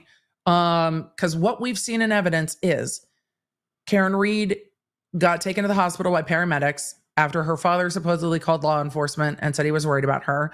And they wrote up a Section 12, which is being held either with your cooperation or not with your cooperation on a psych hold. She got taken to the hospital. Her father took her over to the victim's residence. The victim's family was there. She went upstairs and grabbed some things, did not seem to talk much to the victim's family or to the niece and nephew, and left. I still think the niece and nephew are going to testify in this case. We haven't heard from them yet. So she left the hospital, went to John O'Keefe's house, got her stuff from upstairs, or some stuff from upstairs, left with her father, and then it seems didn't talk to anyone again. Like, did not talk to anyone again. I'm interested to see what Jen McCabe has to say, because I think that's who the defense is referring to when they're like, this is no friend of my client. But I can't remember now, because Chad has said both, if it's Jen McCabe or Carrie Roberts. I am now conflated or confounded or both on that, because it was the EMT who testified. She was saying, do you know so-and-so? And he said, yeah, I know so-and-so. Well, then you know that I don't really have support, because they were saying it seems like you have a good support system. But I thought that was Roberts. Rando from Iowa said, could there be a dismissal? We haven't got, I'll tell you when the prosecution rests what I think. But there can be, I mean, there will be a motion to dismiss if the prosecution hasn't proved their elements. But we just aren't there yet. None of the witnesses were recorded at the police station. It doesn't seem that any of the witnesses were recorded at the police station, but I don't think any of the witnesses went to the police station to talk. That morning, Lank went into 34 Fairview while everybody was at the table, sat down and was like, so guys, tell me what happened. And then made a report. I don't think anyone was ever interviewed at a police station. So that, if a baby shower, can't they authenticate by mom? If they can find mom, subpoena mom and get mom to come to court and testify, maybe. I can't watch court without you. Thank you, Mander. I know the court TV feed isn't great, but the law and crime feed puts up a ton of ads and stuff. And they put up a ton of stuff at the bottom. I do not like having to use their feed. Just, they put up distracting stuff. They put up stuff they just put up stuff everywhere. Chappy Chaps 81 says, do people break during trial because they start to realize how asinine it all sounds? So when they say we're lying liars, let's stop this, these folks equal driving down Struggle Street, Hot Mess Express. Do people break during trial? I don't think people break. There are times that people definitely trip up. But I don't think I've ever seen a trial with like a Legally Blonde moment where I thought it was you coming through the door. No, but I've definitely seen in my own trials and others where somebody will try to be explaining themselves and then explain themselves right into like, yeah, that's exactly what happened. I had a defendant do that. He was like, no, that's why I told this is why I told the co-defendant to do this and that. And I'm like, right, you told the co-defendant to do this and that. And he was like, all right, that I've seen. But different than with witnesses. But we've seen witnesses here be like, oh no, this is what I said before, or oh no, that has changed. There's some strange stuff going on today with the cell phones and the rest of it. Let's see. Did they send the phone upstate as well? Yes, the phone also got rehomed to a farm in Vermont. Did you have a fabulous Mother's Day? I hope you did. It was a chill Mother's Day, but we're also cleaning out a guest room. We have lots of house guests coming in the next few weeks. Stina G said Legal Bites counted 769 one if any's before today. How? I need to ask her. Does she have like a little door counter clicker thing? Like, I don't even know how I would do that, but good for her. I'll keep an eye on the counter. Thank you for providing this space. Chat is Bay. Chat is Bay. Our mods are Bay. We have a great community. I am still a bit flabbergasted about today. Like, just, ugh.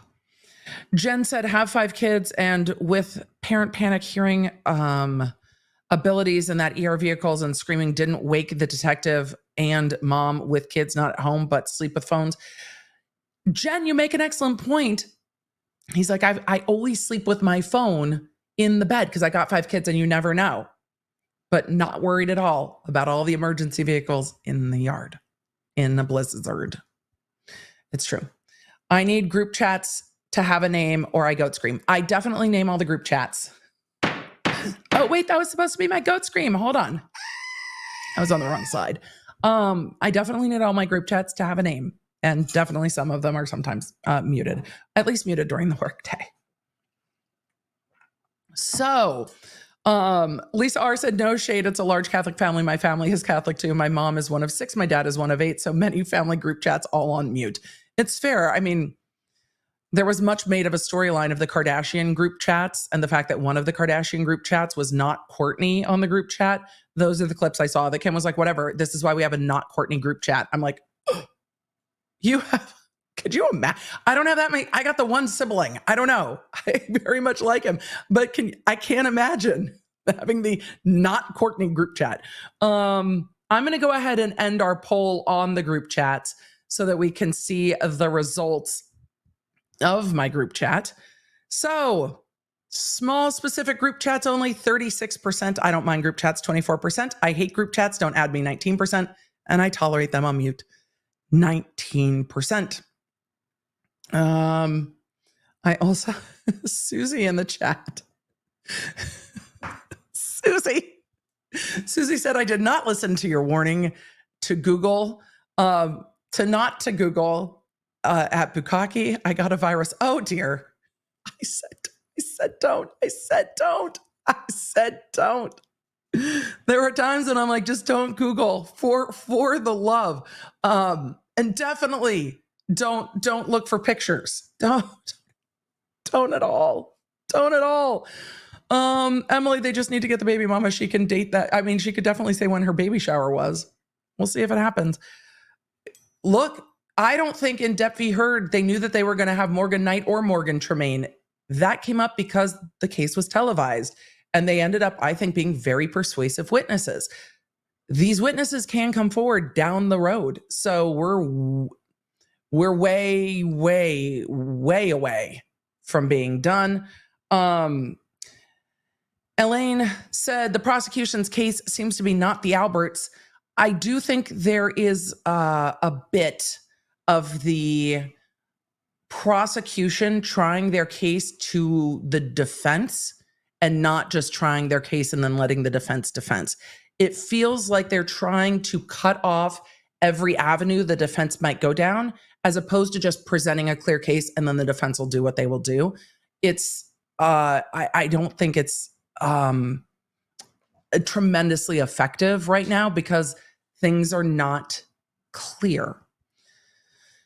When this trial is over, can you try to get Alan on for an interview? Your LITA connection might give you an extra leg up. I don't know, Brandy. I haven't thought it. We'll see. I haven't thought about it. I haven't even thought about asking anyone to be on, but I do know there is like Netflix cameras are up. So I also wonder if the defense will be giving minimal, if any, interviews at the end of all of this. Jersey said, did you notice the blood drain from his face?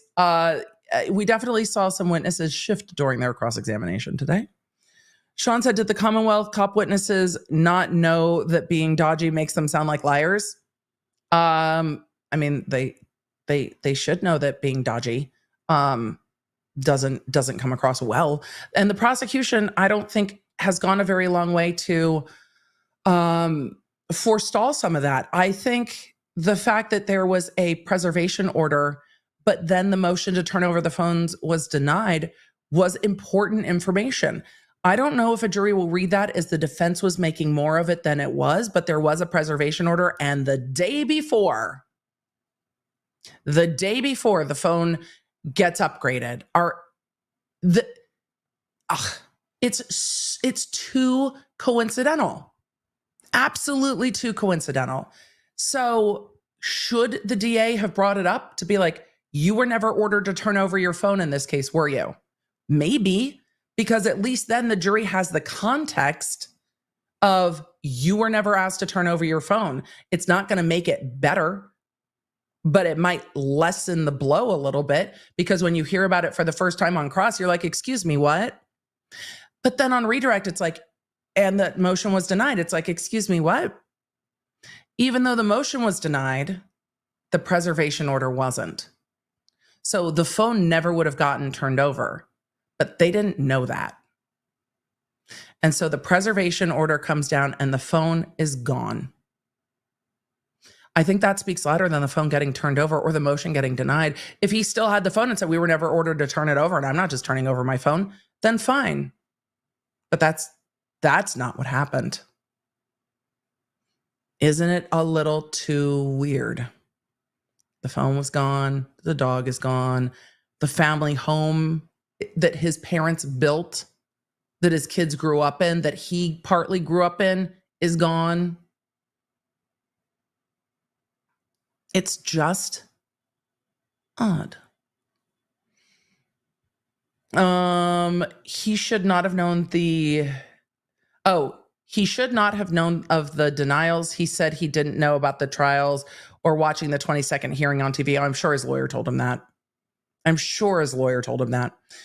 What a boring party, Tracy. Colette said, 4 years since my dad passed. Thank you for being here, Emily. You're welcome, Colette. You got to watch me yell at trial on the internet today. Is Allie McCabe on the witness list? I have no idea. I have not looked. Why has it not been pointed out that they all drank and drove? Jen, they did point out the people who didn't drink and drive a little bit. They didn't get into too much how much people were drinking, but I don't know how they're charging this defendant with a DUI when everybody's like, I didn't see her drinking that much. At what point are they going to prove that the defendant was drinking? Because they called the bartender from the waterfall. I thought when they called the bartender from the waterfall, there would be more conversation about the defendant's drinking. And then they're just like, wasn't. It's odd. Sue said, so sure they could control the narrative and no one would dare or care to defend Karen Reed. They got sloppy. Feds couldn't ignore it. Aunt Judge is worried. Well, the feds are definitely, I imagine, watching this trial. Hello. They're definitely not watching it with commentary, but I imagine they're very curious about all of this. The phone's disappearing is fleckery. Christina, thank you for the gifted memberships. We need Runkle in there to watch the jury. It is a very, well, A, I'm sure Runkle is busy, but B, it is not an easy court to get into. And the time it would take to get the the media badges that are needed to get into court, I don't know if Runkle would have time because only media is allowed in. The family members or families from both sides. So the defense has a section for people connected to the defendant. The prosecution has a section for the friends and family members of the victim. And then there are a handful of seats for credentialed media to be allowed in.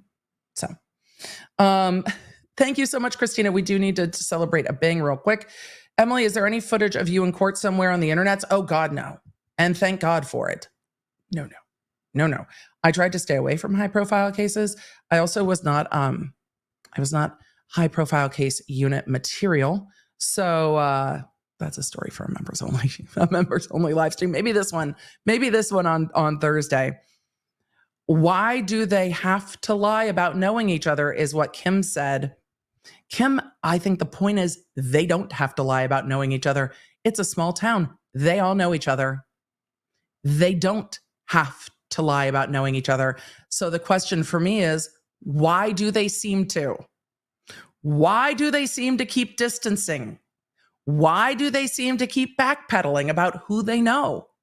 It's a small town. You all know each other. Wasn't it refreshing? I think it was actually Brian Albert's wife who was like, oh yeah, we talked about it. We called each other. We talked about it. We were all talking about it. Nothing like this has ever happened. Of course we were talking about it. It was like, oh, finally, somebody who's like, yes, we've all talked about it because we know y'all did. You're not telling me that you did. You cannot convince me they all didn't talk about it. And it was nice to hear from the witnesses who said, yeah, of course we talked about it. Nothing like this has ever happened before. It's weirder to say that you didn't. I don't know. It's just... JP said, currently on the bus chaperoning my kids' class trip to DC. Another mom just looked over and said, is that EDB? I think I just made a new friend. JP, hello to both of you. God bless. Enjoy the class trip to DC and the bus ride. I am always the one who's like, I'll chaperone if I can drive myself because I'm not getting car sick in front of these kids. Like if I can drive myself and be there, I'll help. But if I can't drive myself, I'm out. Have a good time. And this case is bananas, but it'll be here on replay. Jonathan said, didn't know anything of this case before it started, but I keep finding myself thinking, this is what the state wants me to think. Then on cross going, okay, now let's see what actually happened. That's fair. It's, there's a lot of questions. Aurelia, good to see you in the chat, said, why is this info interesting about being questioned? It's interesting to me that Brian Albert Jr., who everybody was going over to see, and Caitlin Albert, who was at the house too, were never questioned. Like, hey, Brian, you were at your house at 34 Fairview with friends when your parents came over. What did you see? Who came over? What happened? Did you hear anything in the morning that woke you up? But they weren't questioned until after the federal grand jury. The federal grand jury was in May, and they were questioned by the investigating officers, in this case, in July. So that is why it's interesting. It's interesting that they never questioned them until there was a federal grand jury. That's why it's interesting to me. Ray Mail said you should street view the house that would be you visit to the crime scene as a jury member. We watched some of the footage of the jury view. I just don't know when those pictures get put up. So we saw some of the footage that got put up of the jury view, and I left it at that. I want the prosecution to make it seem more clear. But you know, somebody needs to make it seem more clear to the jurors. Sue said, so sure they could control. Oh, we pulled this up. Karen Reed definitely has a defense team, doesn't she? And it seems that Lolly is the only prosecutor that's going to be asking questions at all. He must also be exhausted. Lowell says it seems like the state is trying to disprove the defense beyond a reasonable doubt, not prove their own case. Lowell's, I wish I'd pulled this up sooner. I agree with you. Metz heard it from her in the ambulance. I'm sorry that I don't understand that. Dr. B, good to see you. No group chat. Sadly, I only have 3 cousins that I know. Any others are so distant that we wouldn't recognize each other if we crossed paths. Fair enough. I mean, there is something to be said about having a large cousin group chat that seems like a lot of fun, but also I also hate group chats. So, you know, but there's less of us in my family. That's for sure. For someone who gets overwhelmed easily, he is too calm. Brian Albert Jr. definitely was nervous on the stand. For sure. Medicated Moment said, I grew up in Manhattan on the 17th floor and I heard ambulances and sirens on the street. What the fuck was this house made of? Lead? Medicated Moment, I don't know if they were lights. I don't think they were going sirens down the street because in the, we heard them put the sirens on when crossing intersections, but I don't think they were full sirens. When they were getting to the house, we didn't hear them on the video. And we only saw the lights, and we would have heard the sirens on the video too. I don't think they rolled up to the house with sirens because the streets were so empty. They definitely had lights. I have cousins group chat on Snapchat with my mom's side. There's 19 grandchildren altogether. My mom's the oldest of 6. Is it fun? It seems like it could be fun. Michelle said, when do recorded depositions happen involving the defense versus just the transcripts of things? There generally aren't depositions in criminal cases, just civil cases. So the transcripts of the grand jury is all they've got. Nancy said, question, Emily, have you ever seen another judge ask questions after the prosecution defense finishes their question? It's driving me nuts. Yes, Nancy. Yes, I have. Lots of judges do it. I don't love it either. But this judge does it to both sides, but I don't love it either. I don't. Judge does it, but I've had judges that I've worked in front of do it, and I'm just like, the ambulance might have had sirens on when they left, but we didn't hear it on any of the videos we watched when the ambulance was there. They didn't have the sirens running the whole time in that neighborhood. So they might have turned them on after they got out of the neighborhood when they left the hospital, but they said it was a blizzard. The roads were pretty empty and they had their lights on. We only heard the cop cars fire up their sirens going in between interviews. So I don't know. I don't know if they had sirens on at the house.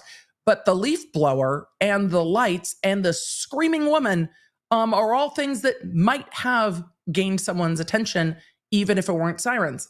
I don't know if we would have been able to hear Karen Reed if the sirens were on, but also I don't think law enforcement would leave sirens on like that once parked in a neighborhood at, before 6 o'clock or around 6 o'clock in the morning. How do they hear screeching tires during a party, but in silence don't hear the commotion of a screaming woman? I don't think anybody said they heard screeching tires unless I'm missing something. My apartment has EMS, fire department all the time, lights, no sound. Yeah, it absolutely happens that they don't always use, they don't always go full lights and siren. So we will see what's happening. What else? Blue Run Vegan said dogs don't bark if they're busy answering everyone's phones. Chloe was on the phone. Couldn't be barking. Busy answering the mystery calls. The mystery calls. The case of the mystery butt dials. The calls are sus. They just are. And the prosecution never deigned to explain it. And it's stranger to me that they said, I didn't answer that call. Than not. I'm really waiting to see when the cell phone records come in because I want to be very clear, before I lose my mind. I want to be very, very, very, very, very, very clear that those didn't go to voicemail. I want the cell phone experts to come in. I want to hear that very much. So with all of that, chat, we will be back tomorrow. It's Tuesday. It'll be a half day in court. Don't forget, if you don't want to miss, because we are going to be notifying you when the key civilian witnesses are on the stand, when the coroner takes the stand and others. App, free to you. Wait, here it is. Free to you. Law Nerd app over at lawnerd.com, iOS and Android app. If you want to stay in the loop with this trial, if you've got things to do, it's going to be a long trial. Life happens. But we let you know today when Brian Albert was done cross-examination, Brian Albert Jr. came on the stand.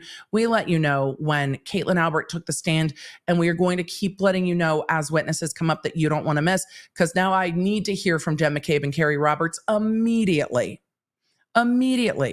We also have new items in the Law Nerd shop that we let you know about, including the Oil Slick Law Nerd tumbler. That is up at lawnerdshop.com. And we've also let you know about it in the app with the discounts that are there for the birthday sale for all of y'all. So new stuff in the shop, fun new Law Nerd cups available for you, or tumblers available for you at the Law Nerd shop. That is all in the app. I will see you tomorrow morning. I'm going to have to distill the notes from today because today was a lot. And I'm interested to see where we go from here because I want to see the expert testimony. I mean, we need to get to Jen McCabe. We need to get to Matt McCabe. Maybe. I don't know what he's going to say. If he literally says I went to the waterfall and we were at a high top, I'll lose my mind. But we need to hear from the women that were with Karen Reed in the morning when they went out looking for John O'Keefe and how they found him. We also really need to hear from Julie Nagel and her brother, who seemed to be outside at the same time Karen Reed's SUV was outside. I'm interested to hear that testimony as well, and I hope some of that will start to come up tomorrow. It seems like we're about that point in time where we should get to Julie coming in and out. So with all of it, Chat, I will see you tomorrow. Thank you for being here. Thank you for being a Law Nerd.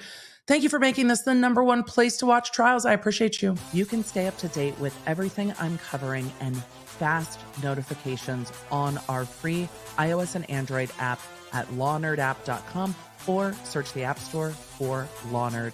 You can also follow me around social media, and don't forget to check out my podcast, The Emily Show, with quick bits dropping every Monday, summarizing everything I do here on the live streams on Tuesday and Thursday for when you just have time for the quick bits. Thanks for being a Law Nerd.